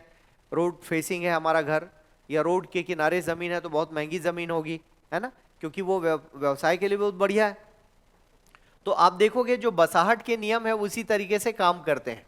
और जो भी हाईवेज हैं उन हाईवेज में आप देखोगे ज्यादातर वो कॉलोनी यहीं पर दिखाई देगी, है ना। ऐसा नहीं होगा कि वो कॉलोनी बिल्कुल इधर जाकर लोग रह रहे होंगे, यहीं पर पहले भरता है मकान, है ना, जमीन इधर से। तो ये हाईवे है और इसके लेफ्ट राइट में आपको लोग दिखाई देंगे। दुकानें खुल गई, 2-4 घर बन गए, फिर बाद में जाके अंदर कॉलोनी तैयार होती हैं। तो बसाहट की जब हम बात करते हैं लोगों के रहने के पैटर्न के बारे में, तो भूगोल और समाजशास्त्र दोनों का योगदान देखा जा सकता है। बिहार में कुछ जगह पर कैसा रहते हैं, जैसे मान लो वो शहर की बनावट ऐसे है, उच्च भूमि और निम्न भूमि है वहां पर, तो यहां पर उच्च जाति के लोग रहेंगे। ये वहां बना हुआ है ऐसा, ठीक है। और इधर निम्न जाति के लोग रहेंगे। मान लो इसको उल्टा कर दो तो बारिश का पानी निम्न जाति को छू के उच्च जाति की ओर आएगा। समझ में आ रहा है? अब जैसे हवा जो चलती है पश्चिम से पूर्व की ओर, तो आप देखोगे कि वो लोग पश्चिम की दिशा में कौन रहेगा? उच्च वर्ग रहेगा, क्योंकि निम्न वर्ग रहता तो उसको छूकर हवा आती उच्च वर्ग की ओर। उधर बना हुआ है ऐसा मकान। समझ में आ रहा है?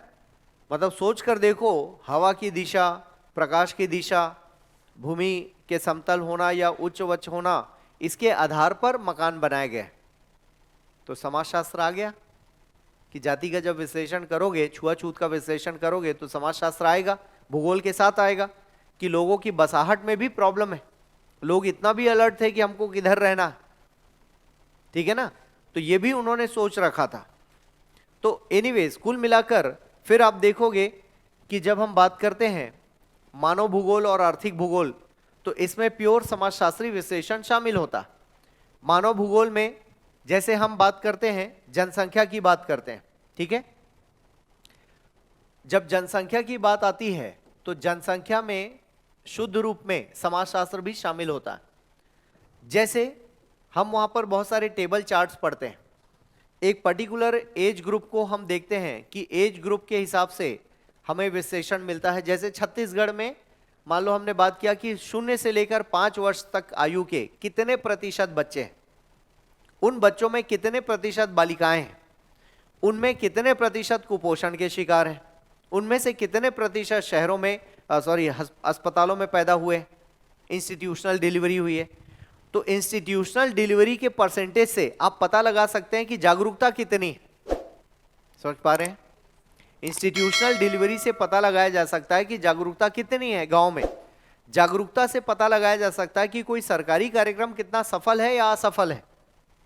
क्लियर हो रहा है? फिर आप इस बात का भी पता लगा सकते हैं कि जब आप देखेंगे कि अरे इस गांव में सब कुछ बढ़िया है, क्या कारण है, तो आप कई कारणों से उसका विश्लेषण करते हैं। क्या गांव रोड के बगल में है? क्या गांव के आसपास कोई बड़ा शहर है? क्या उस गांव की जो सरपंच है क्या महिला सरपंच है? और महिला सरपंच है तो क्या पढ़ी लिखी है? उस गांव में पढ़े लिखे युवक ज्यादा हैं? उस गांव के लोग, कुछ लोग बाहर गए हैं? या उस गांव में कोई एक बहुत इन्फ्लुएंस, मतलब बहुत सारे तथ्य हो सकते हैं जिसका विश्लेषण करके आप ये पता लगाते हैं कि उस गांव का विकास क्यों हुआ। क्लियर है? तो इसका समाजशास्त्री विश्लेषण होगा कि एक पर्टिकुलर गांव में भ्रूण हत्या कम है, तो कम क्यों है? तो उसके पीछे कारण यह है कि वहां एक बुजुर्ग व्यक्ति थे जो बहुत पढ़े लिखे थे और वही गांव के सरपंच थे। लंबे समय तक उन्होंने इन सारी चीजों को खत्म कर दिया। गुजरात में एक गांव है, मैं नाम उनका याद कर रहा हूं, यस, छवि मेहता। ठीक है, एक महिला सरपंच थी, यूके से एमबीए करके आई और गांव की सरपंच बन गई। और सरपंच बन के उन्होंने गांव का अपना ऐसा विकास किया, मतलब उस गांव में क्या नहीं है, मतलब उस शहर से भी ज्यादा सुविधा वाला गांव हो गया। वो गांव में फ्री वाईफाई लगवा दिया। ठीक है, सब लोग पेमेंट करेंगे, यूपीआई पेमेंट करेंगे, हर चीज, मतलब वहां पर टेलीफोन के आधार पर एम्बुलेंस खरीदवा दिया उन्होंने, अस्पताल खुलवा दिया, सब कुछ व्यवस्थित है ना, साफ सफाई बढ़िया होने लगी, ऑर्गेनिक कचरा या ऑर्गेनिक खाद तैयार होने लगा। तो इतना बढ़िया काम तो क्यों हुआ? क्योंकि एक पढ़ी लिखी महिला ने मोर्चा संभाल लिया, वो भी एमबीए की हुई, वो भी बाहर रहकर आई है। तो उस गांव का विकास देखना है तो ऐसे समझना पड़ेगा ना कि क्यों है ऐसा। तो इन आधारों पर हम चीजों को देख सकते हैं। क्लियर हो रहा है? तो भूगोल अपने आप में एक टॉपिक लेकर चलता है, जनसंख्या और उससे जुड़े हुए मुद्दे। अब भूगोल के ही विश्लेषण में आप देखोगे, भूगोल और अर्थव्यवस्था है ना, दोनों, इकोनॉमिक्स और ज्योग्राफी में एक कॉमन टॉपिक है डेमोग्राफिक डिविडेंड। हम लोग कहां पढ़ते हैं? वेरी गुड, पार्ट 3 पेपर 7 में पढ़ेंगे हम लोग डेमोग्राफिक डिविडेंड या जनसांख्यिकी लाभांश। क्या होता है? रुको, पीछे से कोई बताएगा, देखूं तो सही कितना पढ़ रहे हैं। जनसांख्यिकी लाभांश क्या है? बोलिए, जो लोग पढ़ चुके हैं।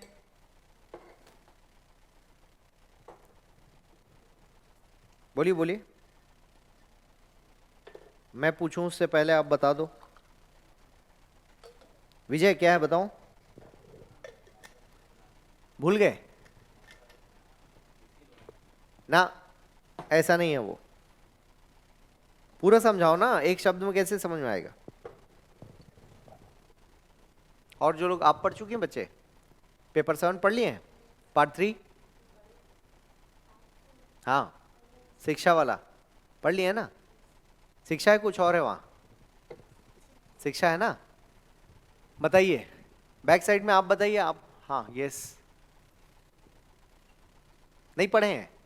पढ़े तो हैं, हाँ, कुछ टूटा फूटा। अच्छा, किस एज ग्रुप को शामिल करते हैं उसको कैलकुलेट करने के लिए?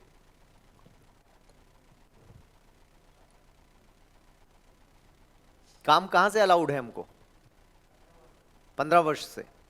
आप बताओ बच्चे।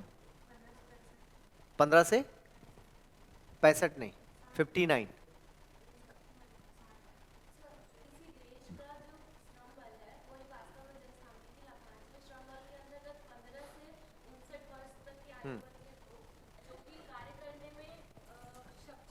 हाँ,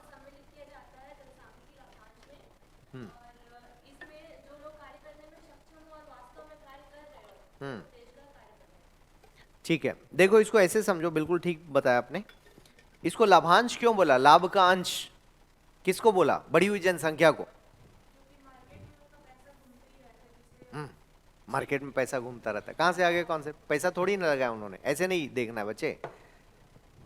जनसंख्या, बढ़ी हुई जो जनसंख्या है वो बर्डन नहीं है, भाई कम जनसंख्या तब तो अच्छा ही है, अब बढ़ गई जनसंख्या तो करें क्या। तो बढ़ी हुई जनसंख्या में हमने विश्लेषण में पाया कि युवा जनसंख्या, इसका मतलब कार्यशील जनसंख्या, सही शब्द क्या है, कार्यशील जनसंख्या, जो कार्य कर सके। जब वो कार्य करेगी तो उससे आय प्राप्त होगी, वो आय जो है राष्ट्रीय इनकम में जुड़ेगी, राष्ट्रीय आय में जुड़ेगी, और व्यक्ति के भी आय में जुड़ेगी, मतलब खुद आप कमा रहे हो, तो वो जनसंख्या हमारे लिए बोझ नहीं है, इसीलिए उसको क्या बोला, लाभ का अंश है वो। तो ऐसी जनसंख्या जो कार्यशील हो। अब कार्यशील नहीं है तो क्या दिक्कत आ सकती है, मान लो पढ़ा लिखा नहीं है तो बेरोजगार घूमेगा, या पढ़ा लिखा है और कार्य करने योग्य नहीं है तो पढ़ा लिखा बेरोजगार हो गया, या रोजगार के लायक नहीं है। तो अब इन सभी लोगों को हम क्या करेंगे कि ज्यादा से ज्यादा ये कार्यशील बन जाएं, इसलिए इनको हम इनका कौशल विकास करेंगे, ऐसे आएगा कौशल विकास। क्लियर है। और कौशल विकास करके या तो स्वरोजगार में आएंगे या फिर छोटे मोटे रोजगार में आएंगे, फालतू नहीं घूमेंगे, क्योंकि वो लोग यदि खाली बैठे हैं तो बोझ हैं, काम करेंगे तो बोझ नहीं है। अब मुद्दा यह है इतने सारे रोजगार लाएं कैसे, तो सब जगह तो रोजगार हो नहीं सकता, तो कुछ लोग मूंगफली बेचें, कुछ लोग मैकेनिक हो जाएं, कुछ लोग ज्वेलरी शॉप में काम करें, कुछ टीचर हो जाएं, कुछ मैकेनिक हो जाएं, कुछ नल बनाएं, कुछ बिजली बनाएं, तभी तो होगा ना। भाई सब लोग पीएससी में कैसे आ सकते हैं, सब लोग आईएएस कैसे बन सकते हैं, सभी बैंकिंग में नहीं जा सकते। तो इसीलिए इसको क्या बोला गया, जनसांख्यिकी लाभांश। तो लाभांश का एक वर्ग हमने घोषित किया कि जितने लोग भी काम करते हैं, काम करने की उम्र यदि ऑफिशियल रिटायरमेंट देखें 60 साल है, इसीलिए 59 रखा, तो 59 तक का व्यक्ति। और इसके पहले जो मनमोहन सिंह सरकार थी उन्होंने इसको एक्चुअल में घोषणा किया था 15 से 45, क्योंकि 45 के बाद व्यक्ति धीमा हो जाता कार्य करने में, व्यापार करने में, है ना। 50 के बाद और गाड़ी रुक जाती है इंसान की, और 60 जाते जाते आदमी मान लेता है कि अब मैं बूढ़ा हो गया हूं। ठीक है, तो इसका मतलब ये हुआ कि वो जो युवा वर्ग वाली जो शक्ति है उसको हमें इस्तेमाल करना है उत्पादन में, है ना, प्रोडक्टिविटी में, उत्पादकता में इस्तेमाल करना है, ताकि राष्ट्रीय आय बढ़े, इसीलिए उसको लाभांश कहा। अब समझ में आया कुछ, क्या है जनसांख्यिकी लाभांश। तो ये एक टॉपिक, हाँ तो वही तो कार्यशील जनसंख्या बचे, श्रम बल और इसमें अंतर क्या है बताओ। देखो इसका जो कॉन्सेप्ट है ना, वो कार्यशील जनसंख्या मतलब जो काम करने वाली उम्र है पहले वो पकड़ोगे ना, और जो सिर्फ काम कर रहे हैं उनको नहीं गिना जाता। हमको ये देखना है कि बढ़ी हुई जनसंख्या का वह हिस्सा जो युवा वर्ग में है। तो युवा वर्ग किसको मान रहे हैं, जो काम करने वाली जनसंख्या है। ऐसे तो युवा वर्ग और भी अलग से कैलकुलेशन है, जैसे हम कई साल तक, मतलब आने वाले 20-25 साल तक हमारी जनसंख्या युवा रहेगी, मतलब 35 से 50 के बीच की आयु के लोग ज्यादा रहेंगे हमारे देश में 30 सालों तक, आने वाले 30 सालों तक। तो इसका मतलब ये हुआ कि ये जनसंख्या यदि काम करना शुरू कर दे ढंग से, ठीक है, तो क्या होगा, देश में और आय बढ़ेगी, बिजनेस का डेवलपमेंट होगा, रोजगार पैदा होंगे।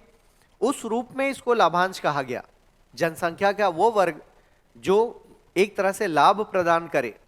तो लाभ का अंश, जनसंख्या को ही हमने लाभांश बोल दिया, ठीक है ना, लाभ का अंश बराबर लाभांश। ठीक है, तो जनसंख्या हमारे लिए उपयोगी साबित कैसे होगी, जब वो कार्यशील होगी। कार्यशील कब होगी, जब उनका एजुकेशन, उनकी हेल्थ अच्छी होगी, और ये दोनों होने के बाद रोजगार करने लायक उनके अंदर कौशल होंगे। कौशल कब होगा, जब आपके यहाँ पढ़ाई अच्छी होगी। पढ़ाई कब अच्छी होगी, जब टीचर्स आएंगे। ये लंबी चौड़ी कहानी है, आपस में सब गुथे हुए हैं, लेकिन इन शॉर्ट इसको यही समझना है कि जिसको आप क्या शब्द इस्तेमाल किया, कार्यबल, कार्यबल है ना, हाँ वर्कफोर्स। तो जो वर्कफोर्स है वो एग्जैक्टली आप किसको वर्कफोर्स बोलते हो, जो लोग काम कर रहे हैं। जैसे पात में जो लोग काम कर रहे हैं वो वर्कफोर्स है इस वक्त, तो केवल उनको नहीं पकड़ा जाता जनसांख्यिकी लाभांश में। हम ये भी देखते हैं कि संभावना क्या है, तो संभावना यह है कि सारे लोग मिलकर काम करें तो देश कितना विकसित हो जाएगा, ठीक है ना। तो उस आधार पर जनसांख्यिकी लाभांश को समझा जाता है। अब इस टॉपिक को आप दो जगह पढ़ते हो ऑफिशियली, एक इकोनॉमिक्स में और एक ज्योग्राफी में। ज्योग्राफी में इसलिए पढ़ा जाता है क्योंकि ज्योग्राफी में पॉपुलेशन का डिस्ट्रीब्यूशन हम लोग पढ़ते हैं, और आपके पेपर 7 में भी आप पढ़ रहे हो, ठीक है ना, पार्ट 3 में पीएससी में। हालांकि वो इकोनॉमिक्स का टॉपिक होता है बेसिकली, जब भी इसको पढ़ाया जाता है यूपीएससी में तो इकोनॉमिक्स में पढ़ते हैं। एनीवेज कॉन्सेप्ट क्लियर होना चाहिए, फिर तो कहीं भी आ जाए। तो कुल मिलाकर जनसंख्या से संबंधित, अच्छा अब इसमें एक विश्लेषण और है, जो बुजुर्ग होती हुई जनसंख्या है ना, उनका क्या करें? प्रॉब्लम ऑफ एजिंग, ये भी एक समस्या हमारे देश की चुनौती है। कैसे कि जितने आप युवा जनसंख्या की बात करते हैं, सेम टाइम पर कौन सी जनसंख्या पैदा हो रही है? बुजुर्ग जनसंख्या। तो ये भूगोल में आप पढ़ते हो आंकड़ों में, अब इनका कोई आर्थिक योगदान नहीं होता।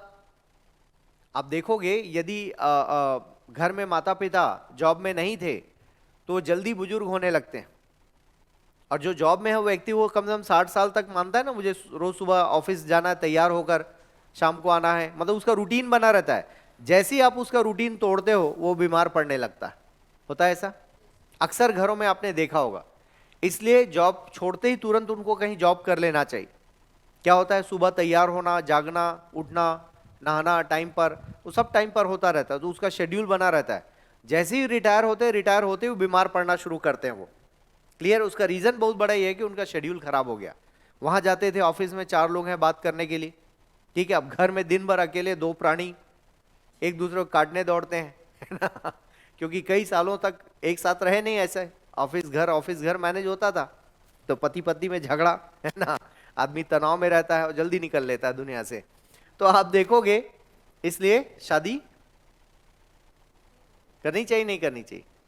करनी चाहिए, है ना, ताकि जल्दी ऊपर जा सको आप, है ना? एनीवेज, मजाक कर रहा था मैं, सीरियस नहीं लेना। तो बात हो रही थी बुजुर्गों की। अब समाजशास्त्र में क्या पढ़ते हो आप कि संयुक्त परिवार क्या हो रहे हैं? कम हो रहे हैं। अब इसका असर कहां आएगा? बुजुर्गों पर, क्योंकि लालन पालन, भाई जैसा बच्चा होता है वैसे बुजुर्ग होते हैं, दोनों को बराबर ध्यान की जरूरत होती है। तो अब इनका लालन पालन कहां होगा? तो आप देखोगे वृद्धाश्रम, ठीक है, तो वृद्धाश्रम में इनका गुजारा होगा। अब ये सरकारी होंगे या निजी होंगे? अब इनको हम लोग क्या करते हैं? एनजीओ की मदद से चलाते हैं। तो एनजीओ की भूमिका आ गई, फंडिंग सरकार देती है। कुल मिलाकर तो क्या ये वृद्धाश्रम के लिए तैयार थे बुजुर्ग? लेकिन फिर अच्छा, यहीं पर आप ज्यादा से ज्यादा बच्चे विदेश जा रहे हैं, माता पिता पीछे रह गए, वहां वो एडजस्ट नहीं कर पाते हैं नए समाज से, नए वातावरण से, तो पीछे रह जाते हैं। फिर इनके साथ क्या बढ़ेगा? अपराध बढ़ेगा इनके प्रति। क्लियर है? मार के पैसा वैसा लेकर निकल लिया, कोई लूटपाट कर लिया। तो आप देखोगे कुल मिलाकर ये भी एक चुनौती है। तो समाजशास्त्र में इसको भी पढ़ा जाता है। तो भूगोल का एक छोटा सा टॉपिक आएगा, ठीक है ना, जनसंख्या वाले हिस्से में। फिर जनसंख्या का वितरण कैसे है, किस आधार पर है? जाति के आधार पर मकान का देख लिया हमने। जहां उपजाऊ जमीन ज्यादा होगी वहां पर डेंसिटी ज्यादा होगी, होगा ऐसा, ठीक है। जैसे धमतरी में आप देखोगे जमीन उपजाऊ है, वहां पर पानी की व्यवस्था अच्छी है, खेती ज्यादा है उधर। जहां पर पहाड़ी क्षेत्र होंगे वहां पर जनसंख्या का घनत्व तो कम मिलेगा आपको। तो इस आधार पर भी आप विश्लेषण कर पाते हो।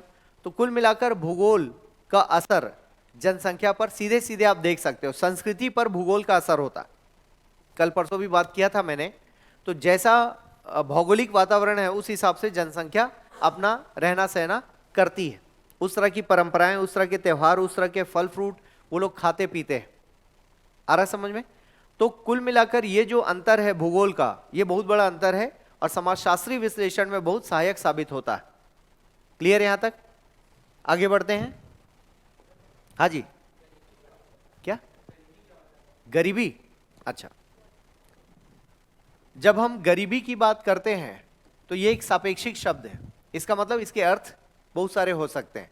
इसकी कोई सार्वभौमिक परिभाषा नहीं हो सकती कि अमेरिका में भी और भारत में दोनों बराबर हो, है ना। तो एक इसको मापा जाता है, गरीबी को मापा जाता है। अब इसके मापने का पैमाना क्या होगा, आयाम क्या होगा, इसको लेकर हमारे देश में अलग अलग समितियां रही हैं। जैसे लकड़वाला समिति, तेंदुलकर समिति, सचिन वाले नहीं है, दूसरे है ना, हाँ सुरेश तेंदुलकर, लकड़वाला, और एक और समिति नहीं नहीं, रंगराजन समिति का गरीबी के लिए नहीं है, ये दोनों फेमस रहे हैं, ठीक है। तो कुल मिलाकर इनके अनुसार हमने प्रति व्यक्ति प्रतिदिन खर्च करने की क्षमता को देखा। क्लियर है? ये अमेरिकी स्टाइल है। वो लोग डॉलर के हिसाब से सोचते हैं कि कोई $1 खर्च कर पा रहा है तो गरीब है या नहीं, डॉलर के हिसाब से, राइट। भारत में हमने इसका आधार कैलोरी रखा, 2400 और 2100, ये गांव के लिए, ये शहर के लिए। यदि कोई व्यक्ति इतना कैलोरी कंज्यूम करने लायक कमाता है तो वो गरीब नहीं है, ऐसा हमने माना। लेकिन आज भी कंफ्यूजन है कि गरीब बोले किसको। तो आप सामान्य रूप में मान लेते हो रिक्शा वाला गरीब है, मजदूर गरीब है, लेकिन गरीबी का कुछ तो आधार रखना पड़ेगा ना, क्योंकि तथ्यात्मक नहीं होगा तो आप उनको लाभ कैसे दोगे। जैसे अभी हम लोग क्या बोलते हैं, बीपीएल, बिलो पॉवर्टी लाइन, तो कोई लाइन हमने खींच दिया, उसके इधर वाले सारे गरीब हैं, तो उसमें आय का आधार माना है और कैलोरी का आधार माना हमने।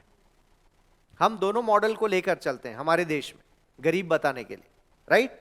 ऐसे आप बोल सकते हो कि सर उसके यहाँ पैसा तो है लेकिन गरीब है वो। अब वो पैसा कितना है ये देखना पड़ेगा।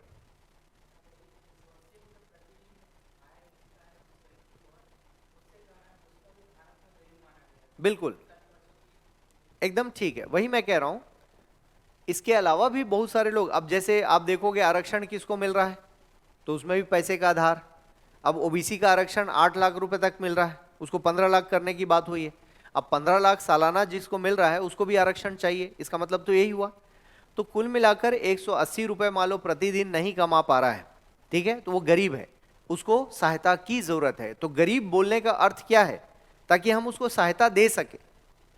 अब 180 मान लो सॉफ्टवेयर काम करता है, 181 किसी को इनकम हो रही है, ठीक है, और सॉफ्टवेयर हमारा पकड़ रहा है 180 को, और कोई 179 कमा रहा है और 161 कमा रहा है, तो तीनों में क्या अंतर है, सॉरी 181, कोई भी अंतर नहीं, 1-1 रुपए का ही फर्क है ना। उस आधार पर सॉफ्टवेयर आपको बाहर कर सकता है उस परिभाषा से। ऐसा नहीं ना 181 मतलब बहुत बड़ी रकम हो गई, आप बाहर हो गए, आप गरीब नहीं हो बोल रहा है वो, तो सर्वाइवल के लिए वो भी परेशान है। लेकिन इसीलिए सरकार क्या करती है, भारत जैसे देश में कल्याणकारी योजनाओं को हम लगातार बनाए रखते हैं। जैसे 2 रुपए किलो चावल, फिर आपका स्कूल में फीस माफ हो जाना, आरटीआई के थ्रू भर्ती होना, आरटीई के थ्रू भर्ती होना, राइट टू एजुकेशन के थ्रू भर्ती होना, कई सारी चीजें सस्ते में आपको मिलती हैं, बिजली माफ हो जाती है, खाद का बिल माफ हो जाता है। ये सब क्यों करना पड़ता है, इसीलिए करना पड़ता है क्योंकि मान लो कोई एक परिभाषा में नहीं आ रहा तो दूसरे में वो आकर अपना लाभ ले सके। गांव में सरपंच का ही अपना जॉब कार्ड होता है, पता है आपको, मनरेगा वाला उसका भी अपना कार्ड होता है। अब आप बोलोगे भाई सरपंच गरीब कहां है, जॉब कार्ड किसका बनेगा, मनरेगा में जो श्रम डेली वेजेस पर काम कर रहा है। हो सकता है कि सरपंच वाकई डेली वेजेस वाला हो, उसके घर में भी उसकी जमीन ना हो। अब प्रधानमंत्री आवास योजना में जमीन होना चाहिए बोले हैं, खुद की जमीन होनी चाहिए, नहीं है तो पट्टा देंगे, निःशुल्क जमीन देंगे। तो ये सब किसको मिलेगा, गरीब आदमी को मिलेगा, ठीक है ना। तो कुल मिलाकर गरीबी कोई एक उसको डिफाइन करना बहुत मुश्किल है, और लेकिन फिर भी सरकारी रूप में देखा जाए तो कैलोरी और पर डे जो खर्च करने की क्षमता है उसको देखा जाता है, ठीक है। कोई डाउट यहां तक? ओके, अब हम लोग इकोनॉमिक्स के साथ चलते हैं। अर्थशास्त्र की जब हम बात करते हैं तो अर्थशास्त्र का जो विश्लेषण है वो समाज के लिए होता है, और यहां जब हम बात करते हैं कि समाजशास्त्र कैसे शामिल है, तो यहां पर भी आप देखोगे जो आपका आर्थिक जीवन है, ठीक है, आर्थिक जीवन उसका सीधे संबंध समाज से। अब जब सामाजिक जीवन की बात आती है तो हमारे यहां पर निर्धारक तत्व क्या क्या है, जाति, फिर धर्म, भूगोल, आप किस क्षेत्र के हैं, किस क्षेत्र में रहेंगे। जैसे मान लो आपके घर कोई आया और बोला मैं जम्मू कश्मीर से हूं, अब उसका सरनेम जो भी हो, मुस्लिम, हिंदू, पंडित, आप एक बार सोचते हो इसको काम दूं या ना दूं, होता है ऐसा, डाउट में आ जाते हो आप, क्योंकि आपको असुरक्षा वाली कोई बात नजर आती है, आपको लगता है पता नहीं बैकग्राउंड ऐसा है, अचानक से कोई नॉर्थ ईस्ट का आके आपसे जॉब मांगे तो आप डाउट में आ जाते हैं, क्योंकि उस तरह के लोगों को कम देखा आपने। तो इसका मतलब हुआ कि भूगोल से आपका आर्थिक जीवन निर्धारित हो रहा है, क्योंकि हमारे देश में है ये समस्या। हालांकि अनुच्छेदों में मना किया है कि इन आधारों पर भेदभाव नहीं होना है, न काम में न व्यक्ति में, लेकिन फिर भी होता है। तो इसका मतलब ये हुआ कि आर्थिक जीवन का जो आधार है उसको देखने का ये सब है, तो ये समाजशास्त्री विश्लेषण के दायरे में आता है। फिर जो आय है या आय की हम बात करें, ये पुरुष के द्वारा है या महिला के द्वारा है, इसका भी समाजशास्त्री विश्लेषण होगा। ठीक है, किसी अर्थव्यवस्था में कितने प्रतिशत गरीब हैं, कितने प्रतिशत मध्यम वर्ग हैं, इस बात से समाजशास्त्री विश्लेषण दिखाई देगा। वो कैसे? जैसे हमारे देश में हम लोग मानते हैं कि एक बड़ा प्रतिशत हमारे यहाँ क्या है, ग्रामीण अर्थव्यवस्था का है। तो ग्रामीण अर्थव्यवस्था किस पर आधारित है? कृषि पर आधारित है। इसके अलावा आप देखोगे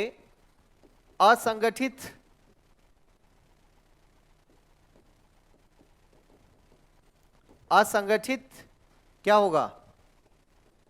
मजदूर, है ना, इनका प्रतिशत अच्छा खासा है। अब जब हम समाज कल्याण की बात करेंगे तो पहले इनको देखना होगा। अभी कोविड में जो मजदूर पैदल चले और एक राज्य से दूसरे राज्य जब पहुंचे तो इनका डेटाबेस तैयार किया गया, तो कम से कम कोविड के बहाने ही सही एक बड़ा डेटाबेस तैयार हो गया, एक बड़ा डेटाबेस तैयार हो गया। और वो क्या तैयार हुआ कि हमारे असंगठित मजदूर कितने हैं, क्योंकि जब भी सामाजिक कल्याण कार्यक्रम की बात आएगी इनको साथ लेकर चलना पड़ेगा। फिर ये भी देखना पड़ेगा कि महिलाएं हमारे जॉब में कितने प्रतिशत हैं, इससे विश्लेषण होगा समाज के विकास के बारे में। अर्थव्यवस्था में ही ये डिसाइड करना होगा कि गांव में कितने अस्पताल हैं, क्योंकि मान लो आर्थिक स्वास्थ्य की अवसंरचना सही नहीं है तो इंस्टीट्यूशनल डिलीवरी नहीं होगी। जब इंस्टीट्यूशनल डिलीवरी नहीं होगी तो बच्चा बिल्कुल उसके बचपन में ही, मतलब पैदा होते ही मरने के चांसेस हैं। इसका मतलब हमारा जो IMR है, इन्फेंट मोर्टालिटी रेट, वो कम नहीं हो रहा है। या फिर MMR, हाँ, मातृत्व मृत्यु दर या मैटरनल मोर्टालिटी रेट, ये कम नहीं हो रहा है, क्योंकि हमारे यहाँ सुविधाएं कम है। क्लियर है? तो इसका मतलब आपस में ये सारे टॉपिक गुथे हुए हैं और समाजशास्त्र के माध्यम से हम अर्थव्यवस्था के विश्लेषण को देख सकते हैं कि आपके बिजनेस खोलने में जाति धर्म का क्या कंट्रीब्यूशन है, आपके बिजनेस खोलने में सरकारी सहायता किस रूप में मदद करती है, आपको जो आरक्षण मिला है उस आधार पर आपका आर्थिक जीवन कैसे मैनेज हो रहा है। क्लियर हो रहा है? फिर अर्थव्यवस्था का भूगोल से संबंध है। बारिश अच्छी हुई, फसल अच्छी होगी तो ग्रामीण अर्थव्यवस्था अच्छी होगी, लोगों की फसल ज्यादा बिकेगी। फसल नहीं बिक रही है तो मिनिमम सपोर्ट प्राइस का एंगल आएगा। फिर जब आप देखते हो किसान आंदोलन की बात आती है तो किसान आंदोलन में शुद्ध रूप में इकोनॉमी मैटर जुड़ जाता है। और वो आंदोलन कैसा था? राजनीतिक आंदोलन है या सामाजिक आंदोलन था? वो किसान आंदोलन सामाजिक आंदोलन था ना, वो राजनीतिक आंदोलन नहीं था। राजनीतिक आंदोलन हम किसको बोलते हैं? हमारे अधिकारों को पूरा करो, ये करो, है ना। अब इन्होंने तो सीधे सीधे अपने अधिकारों की बात की कि किसानों के अधिकारों के बारे में हम आंदोलन कर रहे हैं। आ रहा समझ में? तो किसी देश की अर्थव्यवस्था में किसका प्रतिशत ज्यादा है, सेवा क्षेत्र का या उत्पादन क्षेत्र का या विनिर्माण का या कृषि क्षेत्र का? हम पढ़ते हैं ना प्राइमरी, सेकेंडरी, टर्सरी। तो हमारे देश में आप देखोगे कि एग्रीकल्चर से ज्यादा बड़ा कंट्रीब्यूटर क्या हो गया? सेवा क्षेत्र हो गया। अब सेवा क्षेत्र में महिलाओं की कितनी भूमिका है? महिलाओं की भूमिका को देखा जा रहा है। तो जब से सेवा क्षेत्र बढ़ा है महिलाओं की भूमिका बढ़ गई, क्योंकि एग्रीकल्चर में आज भी आप देखोगे प्रच्छन्न बेरोजगारी समझते हैं, छुपी हुई बेरोजगारी, वो महिलाओं की ज्यादा है, क्योंकि ज्यादातर कामकाज कौन संभालता है? पुरुष। महिलाएं तभी करती हैं जब लगता है कि बहुत ज्यादा काम है, लेबर की जब ज्यादा जरूरत होती है, उसकी भूमिका सेकेंडरी होती, क्योंकि वो घर में खाना बनाएगी, बच्चों को संभालेगी। तो जो पुरुष है वो हल लेकर निकल जाएगा, बैलों को लेकर निकल जाएगा, वहां जाकर जुताई करेगा, ट्रैक्टर वो चलाता है। हालांकि नॉर्थ में पंजाब, हरियाणा, यूपी में आप देखोगे महिलाएं भी ट्रैक्टर चलाती हैं, हमारे राज्य में प्रतिशत नहीं के बराबर है। ठीक है, तो इस बात का बड़ा फर्क पड़ता है कि आर्थिक योगदान किसका कैसा है। क्लियर है? तो महिलाओं की भागीदारिता एग्रीकल्चर से ज्यादा सेवा क्षेत्र में, तो सेवा क्षेत्र में जितने ज्यादा होंगे प्रतिशत महिलाओं का, इसका मतलब सशक्तिकरण का माध्यम बेहतर क्या है? सेवा क्षेत्र। जैसे ब्यूटी पार्लर सेवा क्षेत्र है, शुद्ध रूप में ज्यादातर महिलाएं या ओनर महिलाएं ज्यादा होंगी। ठीक है ना, हो सकता है पुरुष भी काम कर रहे हैं। अब जैसे बाल वाल काटना है मेल के, तो पुरुष ज्यादा दिखाई देंगे। हाँ, अब धीरे धीरे परंपराएं बदल रही है। अभी आप सुनते हो यूनिसेक्स सैलून एक साथ, है ना, उधर पता चला जो ढक ढका के बैठा हुआ है वो पुरुष है, वो भाप ले रहा है, ना, स्पा ले रहा है। आप सोच रहे महिला बैठी है, उधर पुरुष बैठा हुआ है। ठीक है, वो भी अपने बाल वाल रंगीन करवा रहा है, नाखून ठीक करवा रहा है, वो हाथ पैर ठीक करवा रहा है वो। तो आजकल वो सभी हो गया है। तो अब यहां पर रोजगार के क्षेत्र अचानक से बढ़ गए महिलाओं के घुसते ही। महिलाएं सॉफ्टवेयर इंजीनियर हो रही, मेडिकल फील्ड में जा रही हैं, लगभग सभी क्षेत्रों में बराबरी। आजकल फाइटर पायलट भी महिलाओं को बोल दिया गया हमारे देश में, है ना। तो सभी जगह पर उस तरह से आप देख सकते हैं। तो उसका असर समाज पर सीधे सीधे आपको दिखाई देगा। सामाजिक विश्लेषण जब अर्थव्यवस्था का करोगे तो आपको समझ में आएगा कि भारत देश में जो अर्थव्यवस्था है उसमें विविधता भी बहुत ज्यादा है। जैसे हमारे यहाँ पर जनजाति समुदाय में आप देखोगे, छत्तीसगढ़ में क्या है? माइनर फॉरेस्ट प्रोड्यूस, पढ़ते हो ना आप, लघु वनोपज। अब लघु वनोपज के लिए यदि अर्थव्यवस्था में ढंग की स्कीम नहीं है तो वो ज्यादा बेच नहीं पाएंगे। जब बेचेंगे नहीं तो जनजातीय समुदाय का सशक्तिकरण नहीं होगा। तो जनजातीय विकास की जब आप बात करोगे समाजशास्त्र में, तो कहीं ना कहीं पर मिनिमम सपोर्ट प्राइस खासकर वनोपज के लिए, लघु वनोपज के लिए आपको देना पड़ेगा। क्लियर हो रहा है? ठीक है, जनजातीय विकास कार्यक्रम की बात आएगी तब देखना पड़ेगा कि मनरेगा जैसे कार्यक्रम बस्तर के क्षेत्रों में कितने सफल हैं। हमें देखना पड़ेगा स्व सहायता समूह की स्कीम कितनी ज्यादा सफल है। जैसे दंतेवाड़ा नेक्स्ट डेनेक्स दंतेवाड़ा में एक कपड़े की फैक्ट्री लगाई गई। क्लियर है? रेडीमेड कपड़ों के लिए वहां पर एक पूरा शॉप तैयार किया गया, जिसमें स्व सहायता समूह की महिलाओं को, खासकर आदिवासी महिलाओं को ट्रेनिंग दी गई। वो कपड़े की सिलाई करती हैं, रेडी करती हैं, तैयार करती हैं और उसको एक्सपोर्ट कर रहे हैं। यहीं पर आप देखोगे छत्तीसगढ़ में गुलाल, ऑर्गेनिक गुलाल सुना होगा, वो उद्योग बहुत बढ़ चढ़ के हिस्सा ले रहा है। अभी बीच में हुआ था जब इंग्लैंड ने इन्होंने 13 ट्रक गुलाल भेजा था, ऑर्गेनिक गुलाल, और वाकई बहुत बहुत अच्छा गुलाल है। ठीक है, मैं अक्सर उसकी बात करता हूं क्योंकि मैंने उसको दिल्ली में भी बिकते हुए देखा। मैंने कहा चलो ये हमारे यहाँ का है। ठीक है, तो मैंने कई लोगों को खरीदने के लिए मजबूर कर दिया। उसको कहा खरीदो इसको, बहुत बढ़िया है दिल्ली में। तो लोगों ने खरीद लिया हाथों हाथों। तो और वाकई वो गुलाल ऐसा है, आप लगाओ और ऐसे फूंक दो उसको, वो झड़ जाएगा, आपके स्किन में कलर नहीं रुकता है वो, है ना, इतना बढ़िया है वो। तो कुल मिलाकर ऐसी चीजों को बढ़ावा मिलना चाहिए। तो अर्थशास्त्र में समाजशास्त्री विश्लेषण की जब बात करें तो सीधे सीधे कनेक्ट होती हुई चीजें दिख रही हैं। आ रहा समझ में? तो आपको पढ़ना क्या है कि ये विषय आपस में कनेक्टेड कैसे हैं। आप इसको बिना लिखे बिना पढ़े भी लिख सकते हो, ऐसी क्षमता विकसित कर लो ताकि रटना ना पड़े। किताबों में तो पॉइंट्स हैं, आपके नोट्स में भी लिखे हुए हैं, है ना। तो उनको रटना नहीं है, समझना है कि हमें याद नहीं आया तो हम क्या क्या लिखेंगे। ठीक है ना। तो अर्थव्यवस्था या अर्थशास्त्र जो विषय है वो समाजशास्त्र के साथ कैसे कनेक्टेड है, आपस में दोनों एक दूसरे के सिद्धांतों का कैसे उपयोग करते हैं, उसी चीज को समझना है। क्लियर हो रहा है? ठीक है। जब बजट बनता है तो बजट में एक शब्द इस्तेमाल करते हैं हम लोग, और वो क्या होता है? Gender budget. नाम सुना है? नहीं, लैंगिक बजट एक तकनीकी शब्द है। ठीक है, ध्यान रखिएगा, पूछा जा सकता है कभी भी। तो जेंडर बजटिंग एक शब्द होता है। इसका मतलब यह हुआ कि मान लो वन विभाग मांग रहा है पैसे 10 करोड़, ठीक है, उसका बजट है। अब यह पूछा जाएगा कि इसमें कितने प्रतिशत महिला विकास के लिए या महिला सुविधाओं के लिए आप खर्च करने वाले हैं। This is called gender budgeting. मतलब बजट का वो हिस्सा जिसमें महिलाओं को लेकर आपने अलग से क्या व्यवस्था की। जैसे मान लो वन विभाग बोले कि साहब हम आने वाले साल में जो नौकरी निकालेंगे उसमें 40% नौकरी महिलाओं को जाएंगी, 40% टेंडर महिलाओं को जाना है, 40% वर्कफोर्स महिलाएं होंगी, महिलाओं के लिए टॉयलेट्स बनाए जा रहे हैं, महिलाओं के लिए रेस्ट रूम बनाया जा रहा है, ऑफिस में महिलाओं के लिए अलग सुविधा की जा रही है, आने जाने की गाड़ियां महिलाओं के लिए अलग से दी जा रही, मतलब जो भी महिला के प्रति खर्च करना है उसको जेंडर बजटिंग कहा जाता है। समझ पा रहे हैं? तो इस तरह के मुद्दों को हम लोग क्या बोलेंगे? अब ये अर्थव्यवस्था का ही मुद्दा है, लेकिन समाजशास्त्रीय विश्लेषण कि बजटिंग में, बजट में भी महिलाओं की भागीदारिता कैसे हो सकती, कैसे सुनिश्चित हो सकती।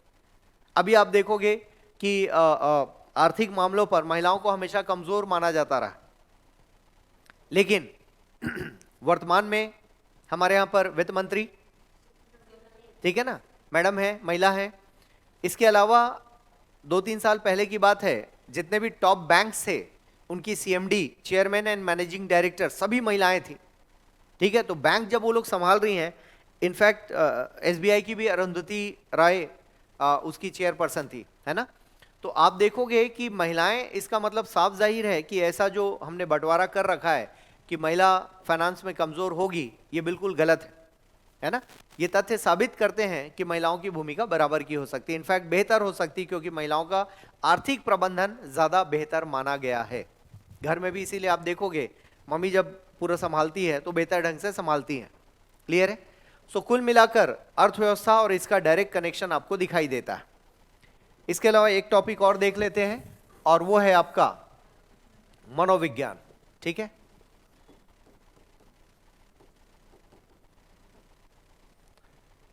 मन का विज्ञान मनोविज्ञान है, ठीक है, साइकोलॉजी।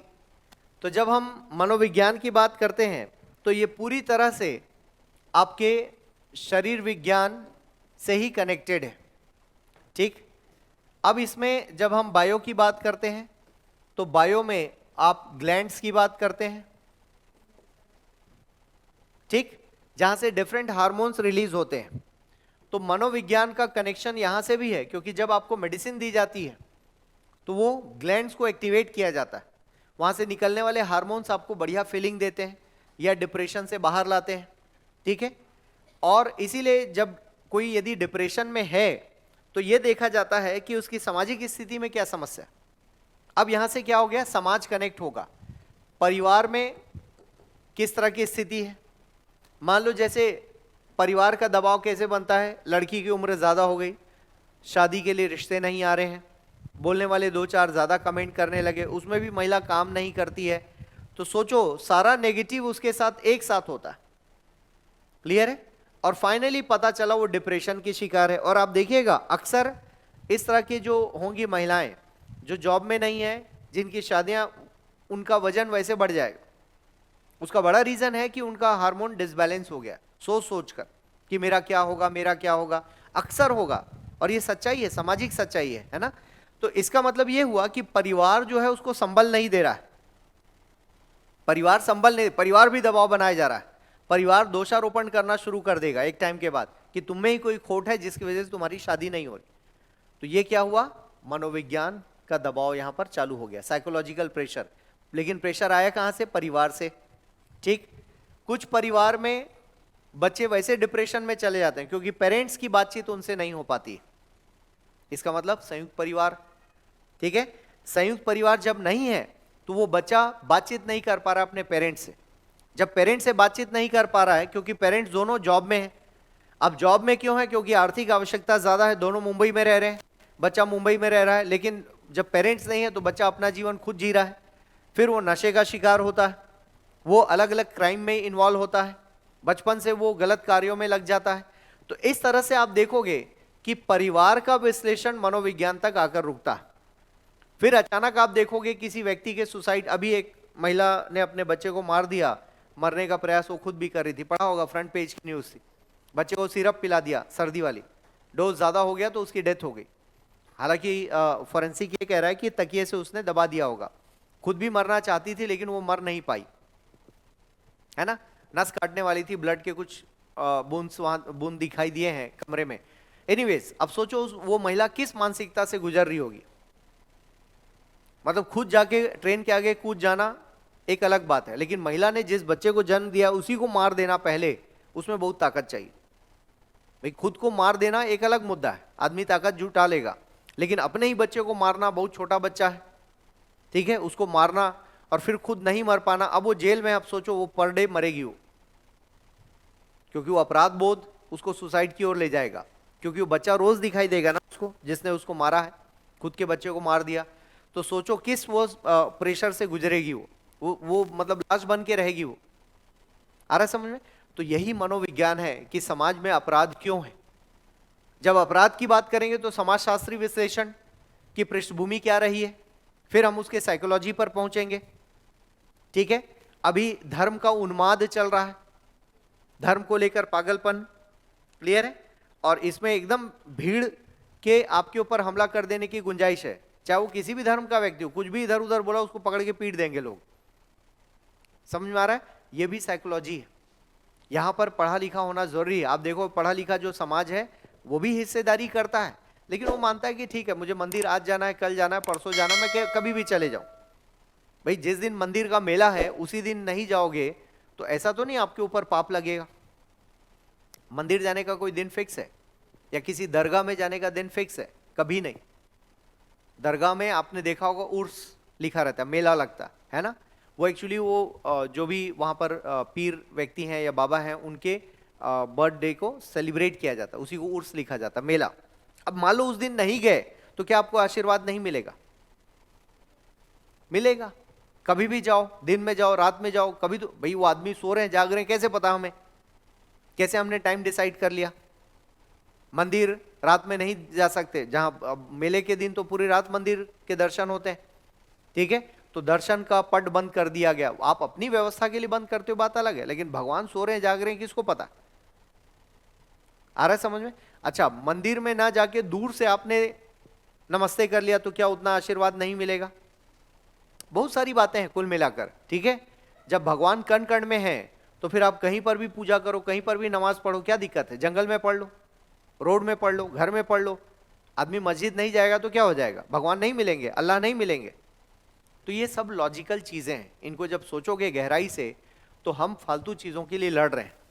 मनुष्य के बीच में वैमनस्यता पैदा कर दी है, गैप पैदा कर दिया। सिर्फ मतलब चार दीवारी ही तो बनानी है ना हमें, क्लियर है? एनीवेज, इसमें राजनीति भी शामिल है। तो जब धर्म का उन्माद, तो ये भी साइकोलॉजी, उसको समझने की जरूरत है।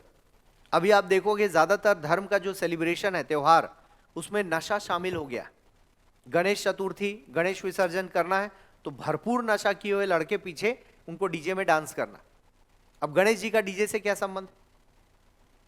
कोई संबंध नहीं है ना, लेकिन आप बोल कर देखो उनको, भाई साहब बंद कर दो, वो आपको मार देंगे वो, क्लियर है?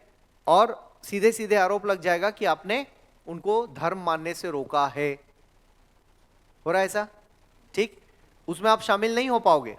आप बिल्कुल नहीं जा पाओगे कि आप रात भर गुलाल लगा के आप भी डांस करो, अगले दिन पीएससी का पेपर है आपका, आप नहीं कर पाओगे। ये कौन व्यक्ति कर रहा है? जिसको अपना कोई अस्तित्व समझ में नहीं आता, जिसके पास रोजगार नहीं है, जिसे लगता है कि भगवान यहीं से प्राप्त होंगे। आप देखो अमीर आदमी कभी लुढ़क के मंदिर नहीं जाता, कभी देखा है अमीर आदमी को जाते हुए? क्योंकि उसकी समझ अलग है। ऐसा नहीं कि जो लुढ़क कर जा रहा है वो गलत कर रहा है, लेकिन उसकी समझ वैसी है, उसने चीजों को वैसे ही देखा। कभी अंगार पे चलते हुए देखा अमीर आदमी को भगवान से मांगने के लिए? कभी नहीं चलेगा वो। कौन चलेगा? गरीब आदमी जो अंधविश्वासी होगा वो ऐसा करेगा। आ रहा समझ में? तो कुल मिलाकर यहां पर भी साइकोलॉजी है, क्योंकि राजनीति इसका दुरुपयोग करती है धर्म का। ठीक है ना? धर्म नहीं तो हर व्यक्ति का निजी मामला है। आप घर में कितनी देर पूजा कर रहे हो, मन में कितना मानते हो, इसको लिख कर कहीं थोड़ी ना बताते हो। आज मैं 1 किलो पूजा किया, 2 किलो नमाज पढ़ा मैं, है ना, दिन भर याद किया भगवान को, ऐसा कहां बताते हो आप? क्लियर है? उसकी जरूरत भी नहीं है। यदि अंदर से इंसान सच्चा है तो उसकी जरूरत नहीं होती है। तो कुल मिलाकर मनोविज्ञान एक ऐसा विज्ञान है जो आपके समाज से ही आपका विज्ञान तैयार होता है। सामाजिक पृष्ठभूमि कैसी है आपकी, उस आधार पर आप वैसा सोचते हैं। क्लियर है? घर में यदि सकारात्मक माहौल है तो आपका मनोविज्ञान बहुत अच्छा होगा, आपकी साइकोलॉजी बहुत अच्छी होगी, आप कभी भी डिस्टर्ब फील नहीं करोगे। जिन घरों में बच्चे डिप्रेशन का शिकार हैं तो साफ जाहिर है कि माता पिता मित्र जैसे नहीं रहते होंगे। बच्चा क्यों शिकार है? एक जब हम लोग भिलाई में 2 साल के लिए एकेडमी चलाए थे, 12 या 13 ऐसे कुछ था, है ना, तो एक बच्ची आई, वो 5 साल मेडिकल का एग्जाम देकर फेल हो चुकी थी। लेकिन उसके पापा की जिद थी कि ये डॉक्टर बने। सोचो 12वीं के बाद बच्चा 5 साल तक नीट ट्राई कर रहा था। नीट उस वक्त नहीं था, उस वक्त पीएमटी बोलते थे, ठीक है ना। 5 साल वो तैयारी की। तो वो बोलती भी थी कि पापा मुझसे नहीं होगा, मुझे नहीं करना है। नहीं नहीं, तुमको देना है, कुछ और नहीं करना है जीवन में तुमको। सोचो 5 साल में वो बच्ची, मतलब 5 साल की सॉरी मतलब 12वीं के बाद 5 साल लगा लो, उस बच्ची की उम्र कितनी होगी? 20-21 साल। वो बच्ची, उसका वजन इतना बढ़ा हुआ था, काफी हेल्दी थी वो। तो मैं तो देखते ही समझ गया प्रॉब्लम कहाँ है। तो उसकी मदर से फिर उसके पिताजी को मैंने भगाया, और अच्छे ऑफिसर थे। मैंने कहा सर आप जाइए, मुझे अकेले बात करने दीजिए।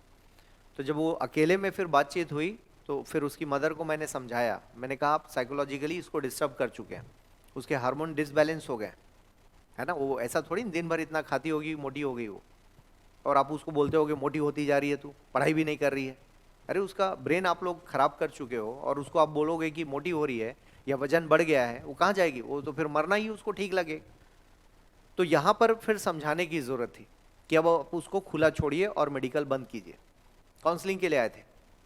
फिर फाइनली बंद हुआ उसका मेडिकल का एग्जाम। मैंने कहा इसको कुछ भी करने दीजिए, जो इसको मन लगता है वो करने दीजिए, जरूरी नहीं पीएससी यूपीएससी करे। फाइनली फिर वो, उसको आर्ट में इंटरेस्ट था, तो आर्ट स्कूल में जाना शुरू की। धीरे धीरे रिकवरी हुई, और साल भर के बाद वो वापस पीएससी करने आई। फिर मुझे ध्यान नहीं उसका सिलेक्शन हुआ या नहीं, बट फिर उसका मूड चेंज हुआ, तो देन शी वॉज हेल्दी। क्योंकि पेरेंट्स बहुत जगह दोषी होते हैं, हमें अपनी गलतियां नजर नहीं आती, ठीक है ना। तो बीइंग अ पेरेंट लगता है हम सब कुछ ठीक होंगे, ऐसा नहीं है, गलतियां हो सकती हैं। एनीवेज, तो आप देखोगे परिवार का माहौल जैसा होगा, समाज जैसा होगा, वैसे ही आपकी साइकोलॉजी होगी। इसका सीधे सीधे संबंध है मनोविज्ञान, ठीक है ना। तो मन का विज्ञान, मन आपका क्या है, यदि इसको देखोगे तो आपका कनेक्शन किससे है? स्वयं से पहले है, फिर परिवार से है, फिर समाज से है, और चौथा आपका संबंध होता है प्रकृति से। ये इन 4 चीजों में आप कनेक्टेड रहते हैं, इन 4 चीजों में आप कनेक्टेड रहते हैं। क्लियर है? और इन्हीं में आपकी दुनिया है। इनमें से एक भी बैलेंस खराब हो जाए तो आप डिस्टर्ब हो सकते हो। दिल्ली में ये खराब हो गया है, लोग बीमार पड़ रहे हैं। आधुनिक समय में परिवार खराब हो गया है, लोग बीमार ही हैं, मानसिक रूप से बीमार हैं। समाज से वंचित है, समाज से कटे हुए हैं, तो बीमार रहेंगे। और स्वयं को नहीं पहचान पा रहे हैं कि मुझे क्या चाहिए, तो भी आप बीमार रहेंगे। जैसे कई बार बड़ा कंफ्यूजन होता है कि लाइफ में क्या चाहिए। जैसे बहुत पैसा कमा लिया लोगों ने, सब सुख सुविधा, उसके बावजूद भी आप देखोगे वो कुछ ना कुछ सर्च कर रहे होते हैं कि अब क्या, सब तो पा लिया, अब नेक्स्ट। तो जो नेक्स्ट है वहीं पर वो लोग अध्यात्म की ओर चले जाते हैं या समाज सेवा की ओर चले जाते हैं। क्योंकि अंत में वही समझ में आता है ना कि मैं ये पैसे लेकर जाऊंगा कहां।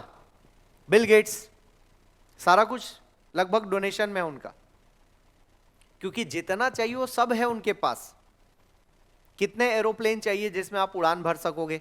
1 2 3 5 10, इतना ही तो रखेगा आदमी। कितनी कार चाहिए, कितना दिखा लोगे, उसको मैनेज करने के लिए अलग पैसा चाहिए। कितने घर बना लोगे जिसमें आपको रहना है। आ रहा है समझ में? तो जीने के लिए तो वही 10 बाई 10 का ही कमरा जिसमें लेकर शांति से बैठोगे। आप सोचोगे आसपास कोई ना हो, मैं शांति से बैठूं, ठीक है ना। तो कुल मिलाकर जब वहां पर इस तरह की बातचीत होगी, तभी आप समझ पाओगे कि ये मामला कैसे होना, ठीक। तो आपस में सारी चीजें कनेक्टेड हैं, और वहीं से आप इस सब्जेक्ट का रिलेशन देख पाते हैं, राइट। तो आज यहीं तक रखते हैं, कल आगे बढ़ेंगे। और एज को लेकर छत्तीसगढ़ गवर्नमेंट ने कुछ डिसीजन लिए हैं, है ना। 5 साल बढ़ा दिया है। तो आप सब तो खैर युवा हैं, आपको जरूरत नहीं है उस एज की 5 साल बढ़े हुए। लेकिन इस मामले पर बात करने के लिए ना आईबीसी की टीम आई हुई है, ठीक है। तो थोड़ा सा रुक के उनको बाइट दे देना, इसी बहाने मीडिया पर बोलने का अनुभव हो जाएगा, है ना। आप क्या सोचते हैं, तो थोड़े से जो बुजुर्ग होते हुए है ना विद्यार्थी हैं, उनके बारे में सपोर्ट कर देना। अच्छा है, अधिक उम्र में भी एग्जाम दिया जा सकता है, युवाओं को लाभ मिलेगा, बेरोजगारी कम होगी। जैसे ऐसे में आदर्शवादी उत्तर लिखते हैं ना, वैसे आदर्शवादी बोल देना थोड़ा, ठीक है। तो सरकार भी खुश, मीडिया वाले भी खुश, ठीक है। बाहर खड़े होंगे, देख लेना, वो माइक लेकर खड़े होंगे मीडिया वाले, बोले थे मुझे, सुबह सुबह आए थे आज।